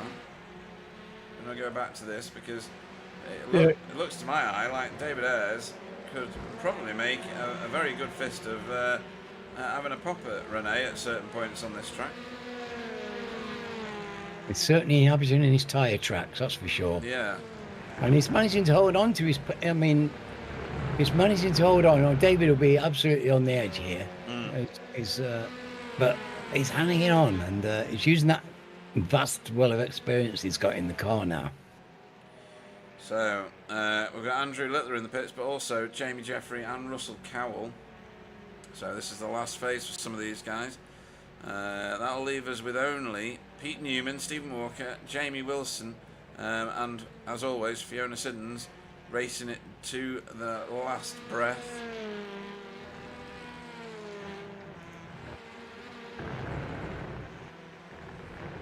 Always looks so in control, doesn't he, Pete Newman? He's a very calm and consistent driver. He doesn't put himself under pressure in the car. He doesn't. He goes out of his way to keep it cool and relaxed, and it shows in his driving. There's nothing erratic or rushed about it. There isn't. So, David Ayres fancies his chances maybe? No. Saw sense there, I think. The 2 cars in front of him, Rene Earhart and Loic Penault, racing for, what is that? 13th place. So good points in 13th place in this season because we changed the point scoring system. Ooh, what's this going on now as well? Right. Come on, Russell. Russell Cowell caught by Jamie Jeffrey after his pit stop. But they're racing for position, aren't they, Pete? So they are. Russell Cowell once led this race not that long ago as the race leader has pitted the car. Race leader is in. So we need to see where Spencer is. Spencer's on the back straight. And Pete Newman has not yet stopped in his pit box. So without wanting to sound overly what? What's that word? Ominous. Ominous. It does look like Spencer and Sam Blees may well overhaul Pete Newman. Although he's moving, this is going to be good, this. He had nearly 30 seconds, so he's using every bit of it. He must have light fueled. Well, 30 seconds is exactly what the bubble is, so I was thinking we might get to see them in the same shot as... What is that going on back there? Where is Jamie Jeffrey there? Is Pete behind? Pete's behind. Pete is behind Stephen only. Stephen's not yet pitted the car. Here he is. He must be coming in this lap, unless in some inexplicable way he's managed to fuel save this one. He is 18 seconds down. He could do, but he's got 8 minutes of racing to do it, and he's 18 seconds ahead. 1 second per lap? Don't know. Pete Newman is 4 seconds ahead of Spencer, so he's played a blinder here, Alan. We won't it would have been Spencer. counting the seconds. It would have been well aware of the time gap. That's for sure. And he's got his dashboard timers and everything, and he's in control. And look, he knows what he's got to do, and he'll just be trying to do it. And so with it's up to them to catch him. 7 minutes to go, and into pit road comes Stephen Walker, the only car that had not pitted up to this point. I don't know how much fuel he's got to put in it, but there is the race leader. So he's going to. Did you get points for leading a lap? Oh, you do. You really do. That's probably the motivation, I guess. Yeah. 3 points per race is available for everybody. Definitely worth having. Yeah. If everybody led a lap, everybody would get 3 points. That's how that system works. Sorry, it led 3 laps. Point for every lap that they lead up to 3. There you go. So, David Ayres, after all the pit stops, does not have the epic amount of cars in between himself and the next AM car that he had originally. He's in 15th place, battling heavily with people around him, obviously. And the next car is Boyd Driesen in the DB Quasi car. And how far back on him is he if I go to this view? So David Ayres has got 18 seconds on the next car. So whilst he doesn't have a massive amount of cars in between himself and the second place, Boyd, in reality it's quite a big distance, Alan. Yes, yeah. Well, he's been driving very comfortably, hasn't he, with some very quick drivers. Yeah. So I am very impressed with Russell Cowell because he's in with the top guys in 5th place at the minute, which is a brilliant position to be in. He's got his teammate or assistant teammate Stephen Walker ahead of him on track. Oh my God! Did you see that in the background? That came out of nowhere. That's Jay Corley, and that's very terminal. Let me go and find that. Where is it? There. Oh, I'm assuming this is it. Yeah, this bit is unexpected. it. Who's that in front of him there? Oh. Who is that? What Is that Andy Littler? I think it's Andy. I don't know what that was. We're going to watch it again, though, and try and figure it out. Didn't see anything happen. Well... Andy's just driving. Hold on. Jay goes on the inside of him, and then has to overcorrect, so loses the front end. I'm not sure why he was getting that close to Andy Littler. Andy was staying left, but... Yeah. Maybe he thought there was something else going on. Maybe they were communicating and got the communication wrong. I don't know. But that is... It's unfortunate. Terminated that poor Honda Civic. If anybody needs any Civic parts, all simulated, then call Jay Corley. He's got a load of them at the moment. Shame, because he was having a really good race week. Yes, and a result driver as well. Yeah. Blue we don't need. Yeah, true. Kind of light blue, isn't it? They're sister teammates. Yeah. Oh, what's going on up here? Yeah. So, Yeah, Team Jamie is at it again. They used to be together on the track all the time. And that's Jamie Jeffrey getting through on Jamie Wilson. Remember, there was a season of it, wasn't there, or 2 seasons of it, where these two were inseparable race after race. Yeah. Well, very good drivers, and all these people get a lot of pace out of the car. And we know that the cars are pretty evenly balanced. Yeah. So this is why we get all this close racing. It's the balance of the car and just the relative skill of the drivers. We get the benefit of it, thankfully. Yeah, we do. So Pete Newman still leads by just over 4 seconds. We have only 3 minutes of racing left. Goodness. I know. Spencer McCarthy doing his best to chase him down with his teammate 1 second behind him. And then we've got a big jump here, 4 seconds back to Stephen Walker, who is in a rather comfortable 8-second bubble because he's got 4 seconds behind him as well. Back to his sister teammate Russell Cowell. Yes, come on, Russ. This is a great drive by Russell tonight. He's doing well. This is a 4-way battle for 5th place. It's not easy to keep Jamie behind you. To keep 2 Jamies behind you, that's getting a lot. Literally twice the Jamie power. You've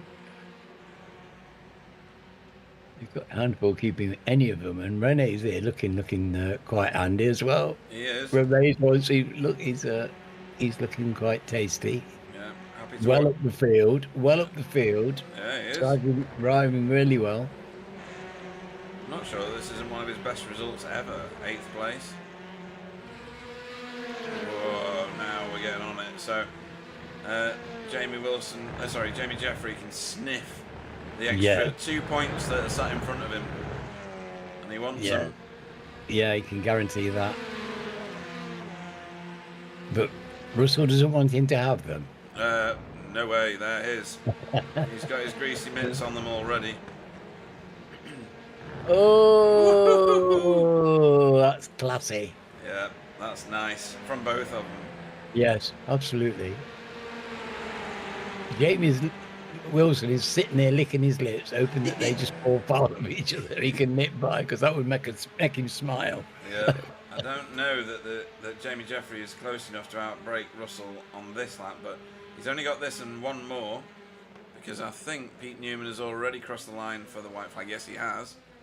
Oh, and fastest lap as well. And fastest lap, so white flag is out. Oh, Spencer's just taking the fastest lap. Oh my God. Oh, look at this. What on earth? So it looks like the last lap, folks. It's not. It is now. Barney was waving for all he was worth. He was, as these 4 are competing for really, really good points here. Russell Cowell is the proud owner of 5th place right now. After all of that, they've ended up in the same order. Look at this. Isn't that awesome? Look at that. That's the thing of beauty. I've never seen a 16-wheel car before, but I think I've got one on the screen now.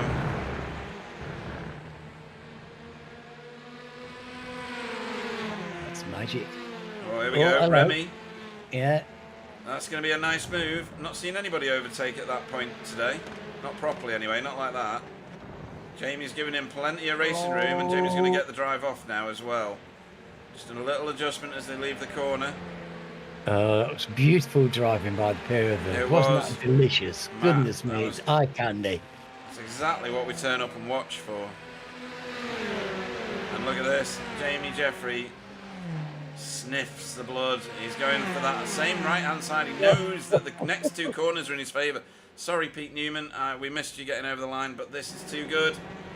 And he's going to get this done. Up and over the hill. Before. He's just got that move. Absolutely. Oh, Remy Malaberti. What a legend round the outside of Jamie Wilson. Wow. Sensational stuff. Absolutely sensational stuff. Oh, well done, guys. That was fantastic. Oh, and I hope that's not Loic serving a penalty, because it doesn't work. We saw this last time where somebody, I think it might have been Jay Corley, ended up getting many positions removed from him. Who else else are we waiting on at the moment? Boyd Driesen coming down the hill. Excuse me. For BD Quasi Racing. Yeah, very nice. Yeah. Good, steady race. Fiona coming over the line also. Yeah. Well, I'm to Carl. He got Yeah. that big crash, didn't he? Had that big coming together. There He he did. is. There he is. Went back out, brought the car home. Yeah. Still got good points. He still finished in 19th place. Yeah, yeah. Shows that it's not a lost cause. It's an Dave extra Campbell. off track for Dave Campbell. Good finish for him. Yeah. It's Pete.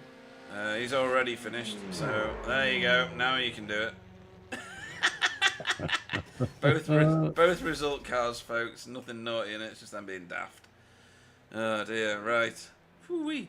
That's been quite a race, Alan. I have to say. Yes. Wow. Well, Spencer and Sam gave it all trying to catch Pete, didn't they? That was very exciting. Yeah, very, very much so. So let's go and have a look at the finishing order. Whew, I need a rest.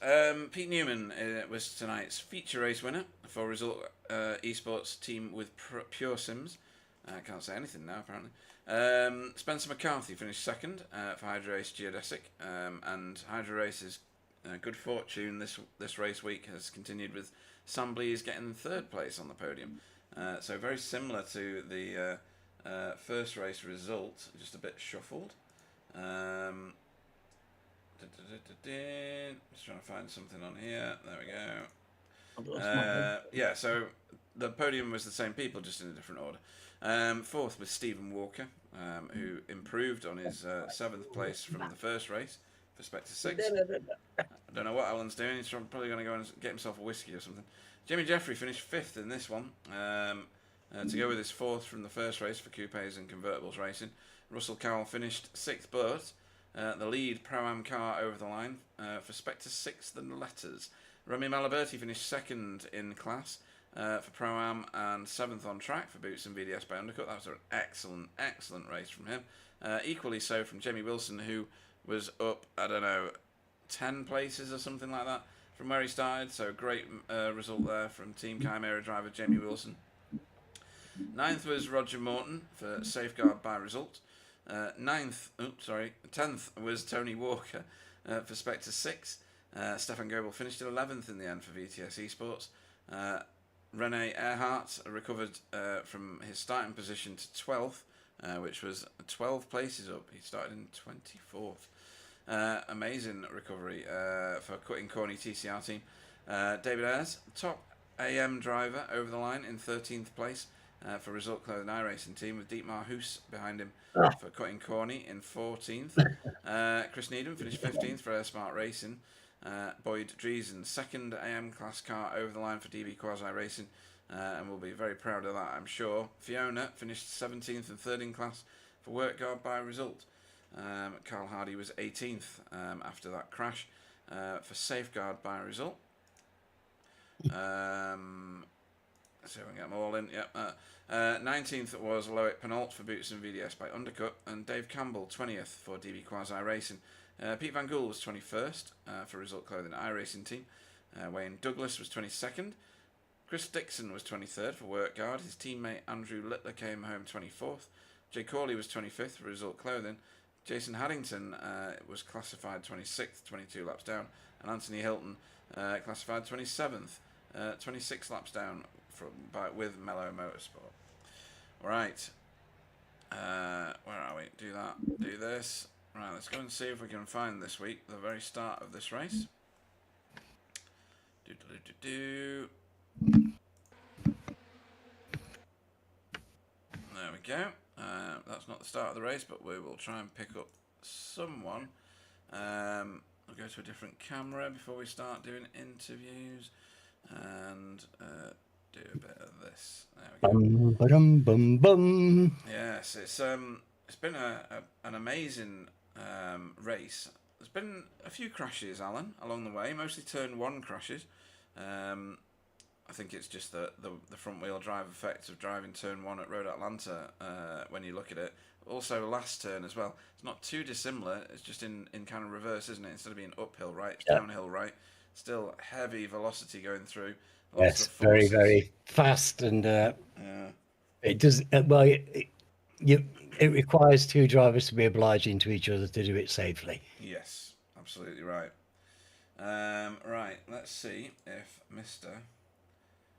Spencer McCarthy is available to speak to us. Good evening, Spencer. Good evening. Yeah, good evening. Awesome stuff and awesome racing tonight. You got yourself a race victory in race 1, only just ahead of Sam, your teammate, and almost repeated it, identically in the second race, but for that pesky Pete Newman. Yeah, he was at great pace. So we just did some practice earlier in the week, and clearly some good pace. So no, it was always going to be on the money tonight, and yeah, good job getting the win from him. So yeah, awesome. Couldn't quite get there. No, but in terms of style with overtaking, we mentioned this a lot with you. We saw some really good overtakes tonight.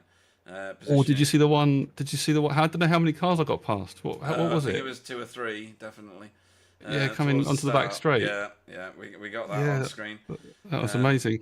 I think so. Jamie Jeffrey, I think, got into Sam, or had a dive on Sam, and then it was a bit melee. And I'm like, I kind of was trying to line up for the exit anyway, and it just the stars aligned. What can I say? It just all of a sudden I'm sort of 3 wide. Oh, now clear, and I'm like, okay.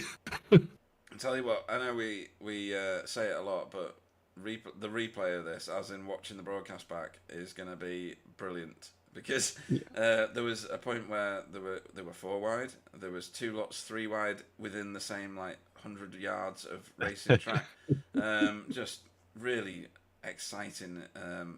You couldn't look away. If you blinked for a minute, somebody was out of shape or something like that. A few crashes, and we saw most of our crashes kind of where you'd expect to. Turn 1 was most of them, and the last turn was the other place where they were magnetising towards the furniture around the track. It's kind of a feature of Road Atlanta, isn't it? They're very high velocity turns, aren't they? They are, and when you've got to bounce over the curbs, it's one little weird bounce, and all of a sudden you're heading the wrong direction, and you've got to now take some evasive manoeuvres. So I think I found a decent set. I think I've not really been changing the set. I think I said this before, too much from race to race, and really sort of getting to grips with how it wants to be treated. And hopefully or thankfully had some decent pace tonight. A shame Miguel couldn't be out. It's a shame we didn't have Miguel, but it was exciting. Pete had about 30 seconds, and you were 30 seconds behind him. It's like it was very exciting when he came in the pits, and he had to get that right. It could have all gone wrong. And absolutely, the pressure wasn't on him in the end because we'd done all our pit stops, and absolutely, and the pressure was on, like you say, but and also you kept your chances alive right to the end. Well, that's always the way, isn't it? You got to keep the pressure on as much as possible. I managed to clinch the fastest, unless Pete got He did it. No, and then you came over the line, didn't you? That's right. Yeah, Pete got the purple. I said, that's Pete's right. Yeah, Pete got. And then you came over about 2 seconds later. You pipped him by exactly 1 whole Earth 10th of a second. Pretty much, wasn't it? Massive. Yeah, it is not. So ferociously close racing all the way through the field. Particularly between you two, you and Sam, you were very on the same pace as one another tonight. Yes, I think so. I think he's slightly underfueled, so we had to save a little bit in the second race. I think he's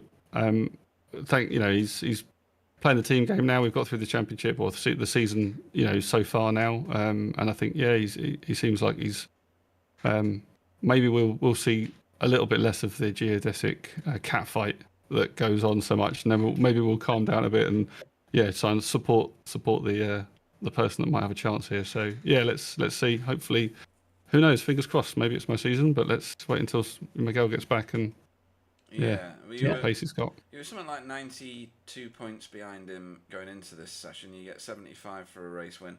You get 70 for a second place. And just deduct your incidents, if you know them off that. There weren't many according to my screen, but SDK makes its own numbers up. It's like a magic 8-ball. You just shake SDK and it comes up with a different number every time. I got 2 in that second one, so it wasn't too bad. Oh, well, maybe it is accurate then, because that is the number that I'm reading on the screen. So, according to this, your teammate got a lot more than you. He got 14. Yeah, at the end of the session now, it seems like my calculator, my dash now updates with everyone's. Oh, it's right. almost like it. Okay. Yeah. I didn't know it could do that. That's quite clever.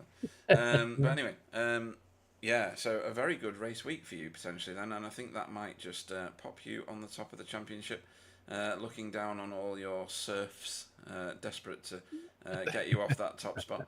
But I did mention it in the broadcast, you are the fastest racer that we've had that's never yet won this title. This time you get a certificate. I know you've been waiting for a certificate, haven't you? That's what it is. And that wonderful... I'm going to put it on the screen. Sit down, Alan. I'm going to put it on the screen. Oh, no, hold on. Yeah, it's there on the broadcast now. That's I mean, amazing. I mean, I'm building a whole house for this certificate to come through, right? This is true. This is actually true, folks. He is building a house, and we'll just make the rest up. But yeah, I think you're well positioned to thrash this out with Miguel, and maybe even some other people, because behind you, everybody's quite condensed. You've done a good job tonight of stretching your legs away from them, but there is a bit of a concertina effect that's going on behind you. They're all condensed up, so might be a tasty end of the season. Anybody you want to shout out to? Because I think next time we're going to Portimao. Let me just double check my yes, we are, intelligence on that. Wow.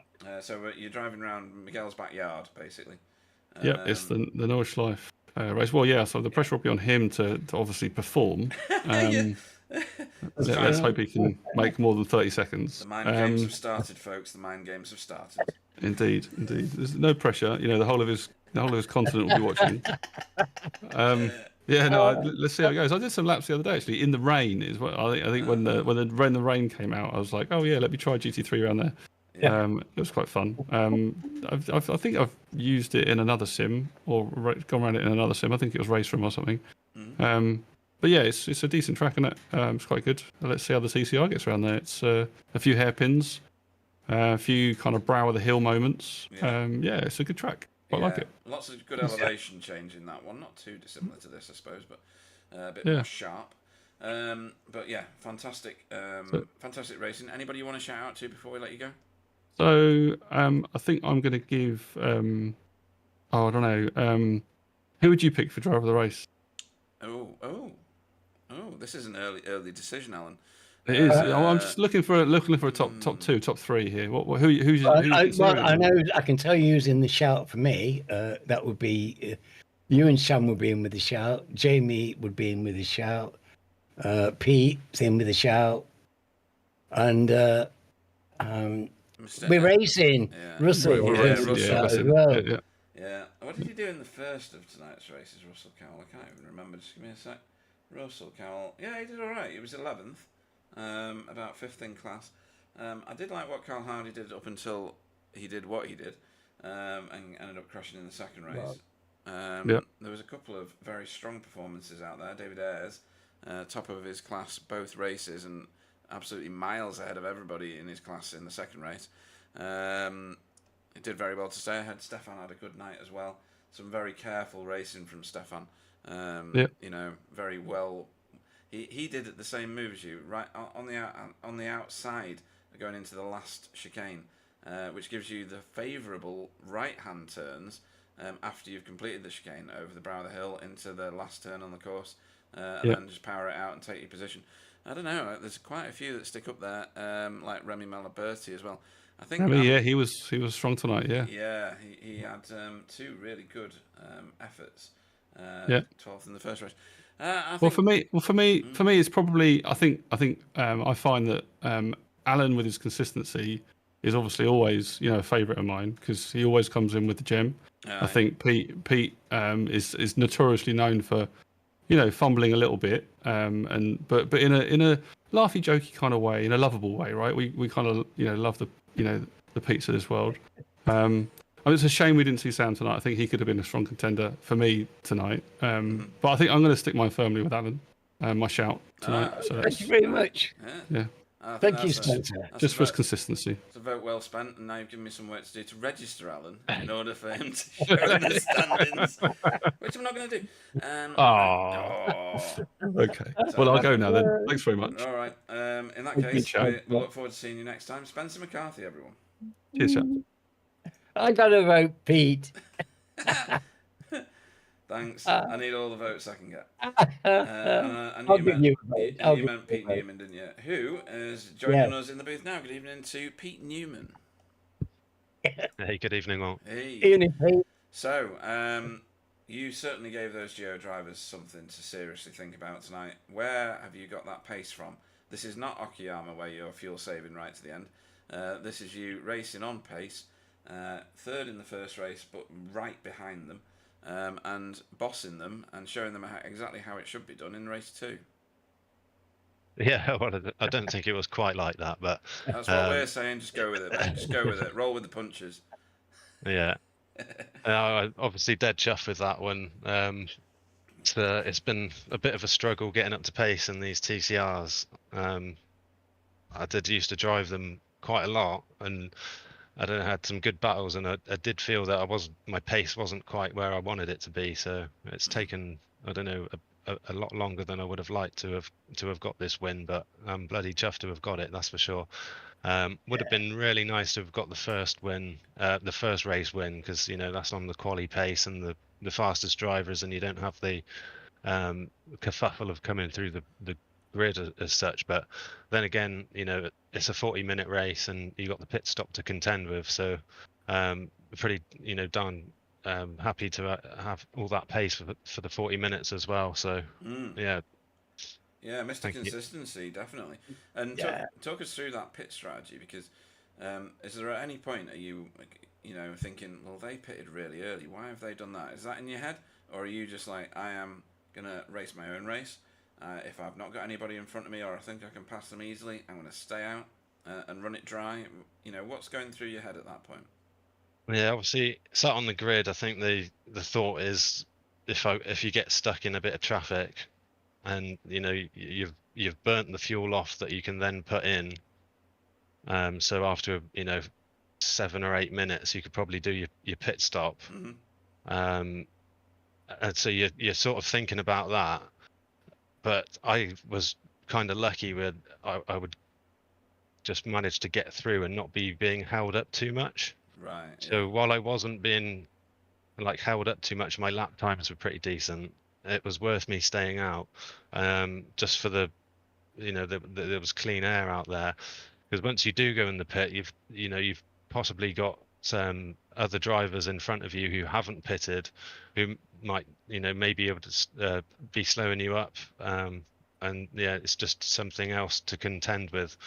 That obviously just through the story of the race on my behalf didn't happen. So everything just fell into place. I was able to overtake the cars in front of me without holding myself up too much. So once I got to the front, just put my head down and try to go from there. I was very lucky to have some helpful teammates just sit in front of me and calm me down.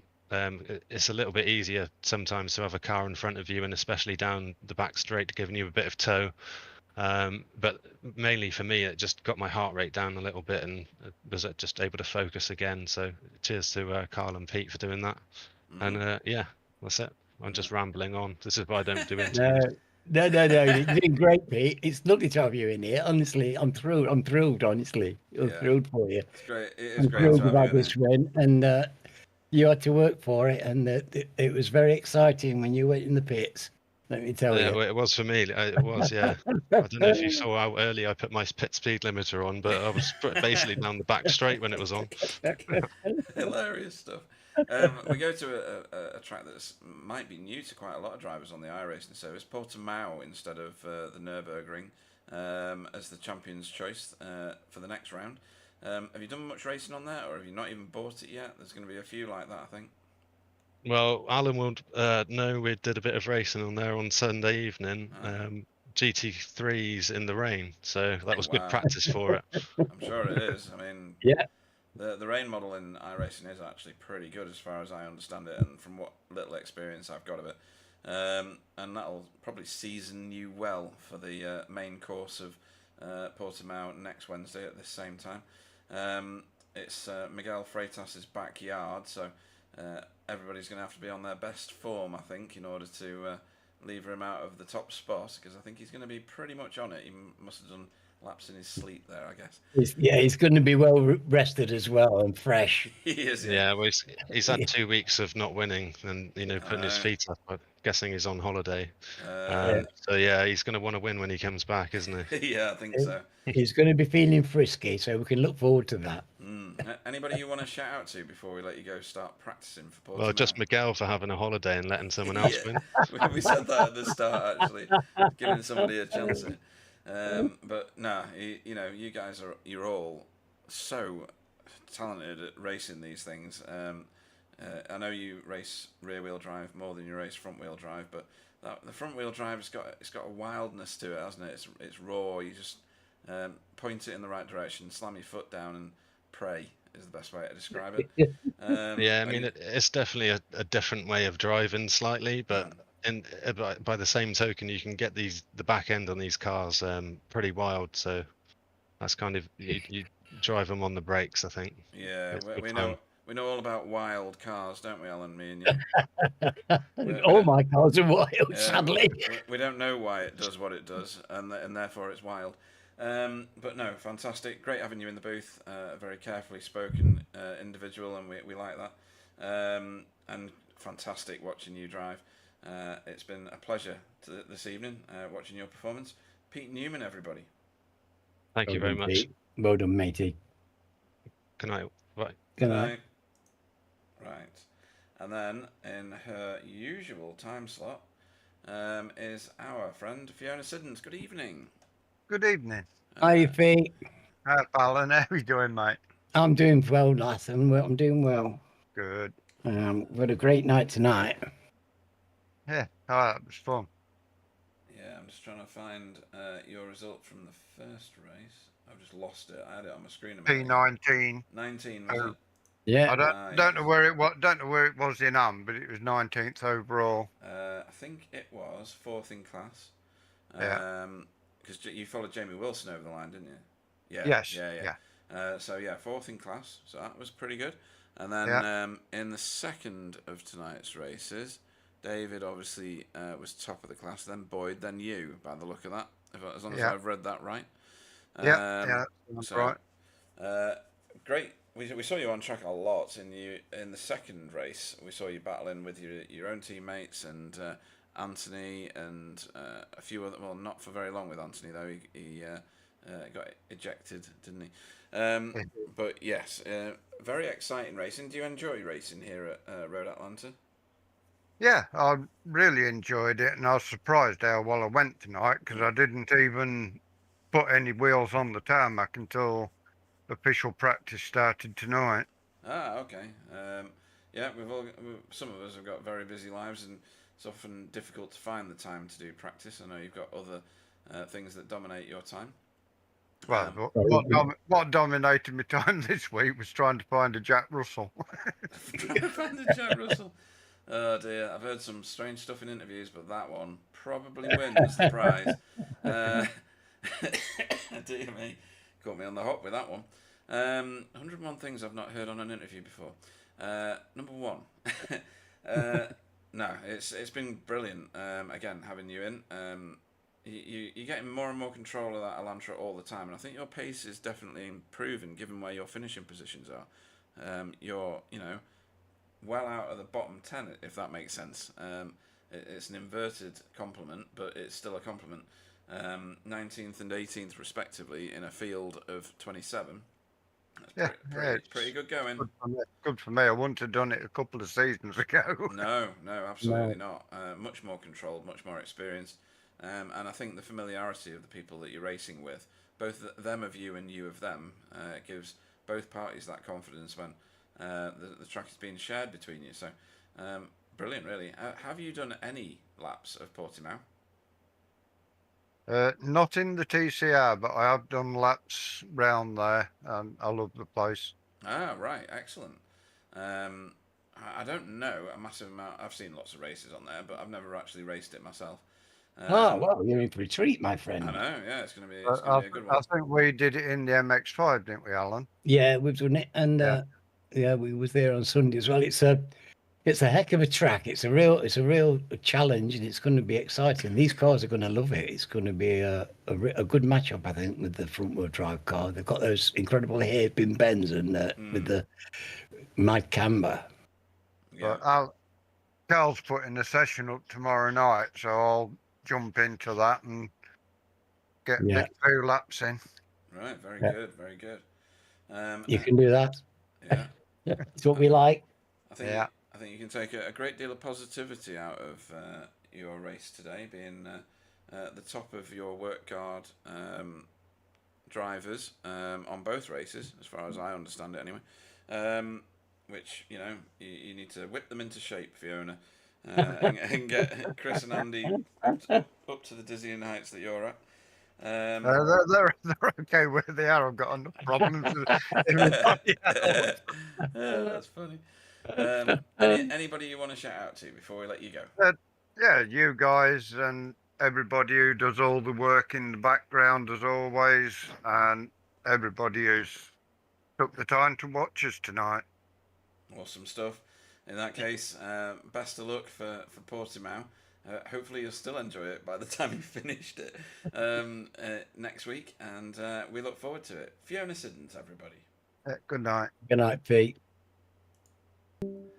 Well, that's getting towards the end of another night's fantastic racing, Alan. Yes, I knew it would be. Yeah. I knew it would be fairly hectic and close, and of course it was. Yeah, I thought we would see more crashes at the chicane at the top of the hill than anywhere else, but there was none there. There was a couple at the left-hander at the bottom of the hill. There was definitely plenty at turn 1 and the final turn, and those seem to be the hot spots for the incidents. With the way that the track works, there are multiple lines into those corners, but only one line coming out of them, and I think that's always a recipe for complete disaster, isn't it? Well, it is. You've got two people. It doesn't help, Pete. It doesn't help when you've got some very energetic drivers out there. Yes, yeah. But again, such competitive racing and kept us guessing right to the end with Pete Newman popping out of the pits ahead of Spencer and us getting a race to the end. But the battle that was most riveting for me was Jamie Jeffrey, Russell Cowell, Remy Malaberti and Jamie Wilson. They were absolutely all over one another. Weren't they? Nose to tail. Yeah, it's fantastic. one of the treats of my week, that was. I don't know whether they're all split up on the broadcast replay at the moment, wherever it is at the stage in the race that replay's chosen. But yeah, Spencer's done it himself the world of good in terms of points in the championship, and probably given us a massive fight for the championship towards the end. I think all the other stand-ins in all the other classes will have also done that, if what I understand of what I'm seeing is correct, with the possible exception of the AM category, where David is going to stretch his legs a little bit at the top of that one. But we've got very challenging things to do right now, which is pick ourselves a driver of the meeting. Now, we discussed it with Spencer, so I'm not going to labour the issue anymore. I am going to have to call out Pete Newman's performance tonight, because whilst he does hover around just outside the podium positions, getting a race win in this league is not the easiest thing. When you've got the likes of Miguel and, dare I say it, Wobbly and Spencer and Sam and Jamie Jeffrey and a bag full of others like Stephen Walker, that have all won races previously. Some of them have won championships and multiples of them. You're in some very, very refined company. So for this evening, my vote has gone Pete Newman's way. That's nice. I'm giving mine to Russell because I thought he did great tonight. Yeah. And lovely to see him out there and driving so well. Yeah, he's done. It's almost like the old Russell, if you know what I mean. I know he doesn't race as much as he used to. Let me give him his point Where's Pete Newman? Give you your point. He doesn't race as much as he used to, I don't think. But tonight he's shown that capability and class that we've seen from him in the past. Hopefully he said something silly in the in-game chat so that we can soundbite that and play it to his utter irritation over and over again. Because we might need something new one day, but for now the old one still rings true, doesn't It works pretty great to me. And we look forward to Portimao next week. Yes, I'm looking forward to it. So it's a real challenging circuit. It's going to require some tasty driving by these guys, and we know they've got it in them. But that is going to be a tough course when they race as close as these chaps do. I'm looking forward to it. But we'll put Spencer back on the screen, unless my maths is utterly terrible, and it has been known in the past. He will now be the championship leader. Yeah. So it's all to race for, folks, and we'll say good night now. It's still close, Pete, isn't it? It is. It's close. Yeah. Yeah. Very exciting. You know, when we're 18 races into a 24 race season, only 6 races to go, 3 race weeks. It really is all there waiting for us. And be there to view it, folks. So thanks to all of you that watched and contributed on the chat. It was really good tonight. Thanks to those, obviously, who raced. You're what makes this all function. And thanks to Alan for your amazing contributions as ever in the booth. It's an utter pleasure for you to be in here with me, and one of the highlights of my week. Thanks, folks, and I'll hand you over to Alan. Yeah, thank you very much, Pete. And it's been a pleasure for me to be in here with you as well, as usual, because honestly, I have a great time. I sit and I watch some amazing racers who I've got nothing but respect and admiration for, perform and drive, and they're passionate and they're full of heart, and who can't respond to that? I love it, and I'm looking forward to next week immensely. See you then, my friends. Later.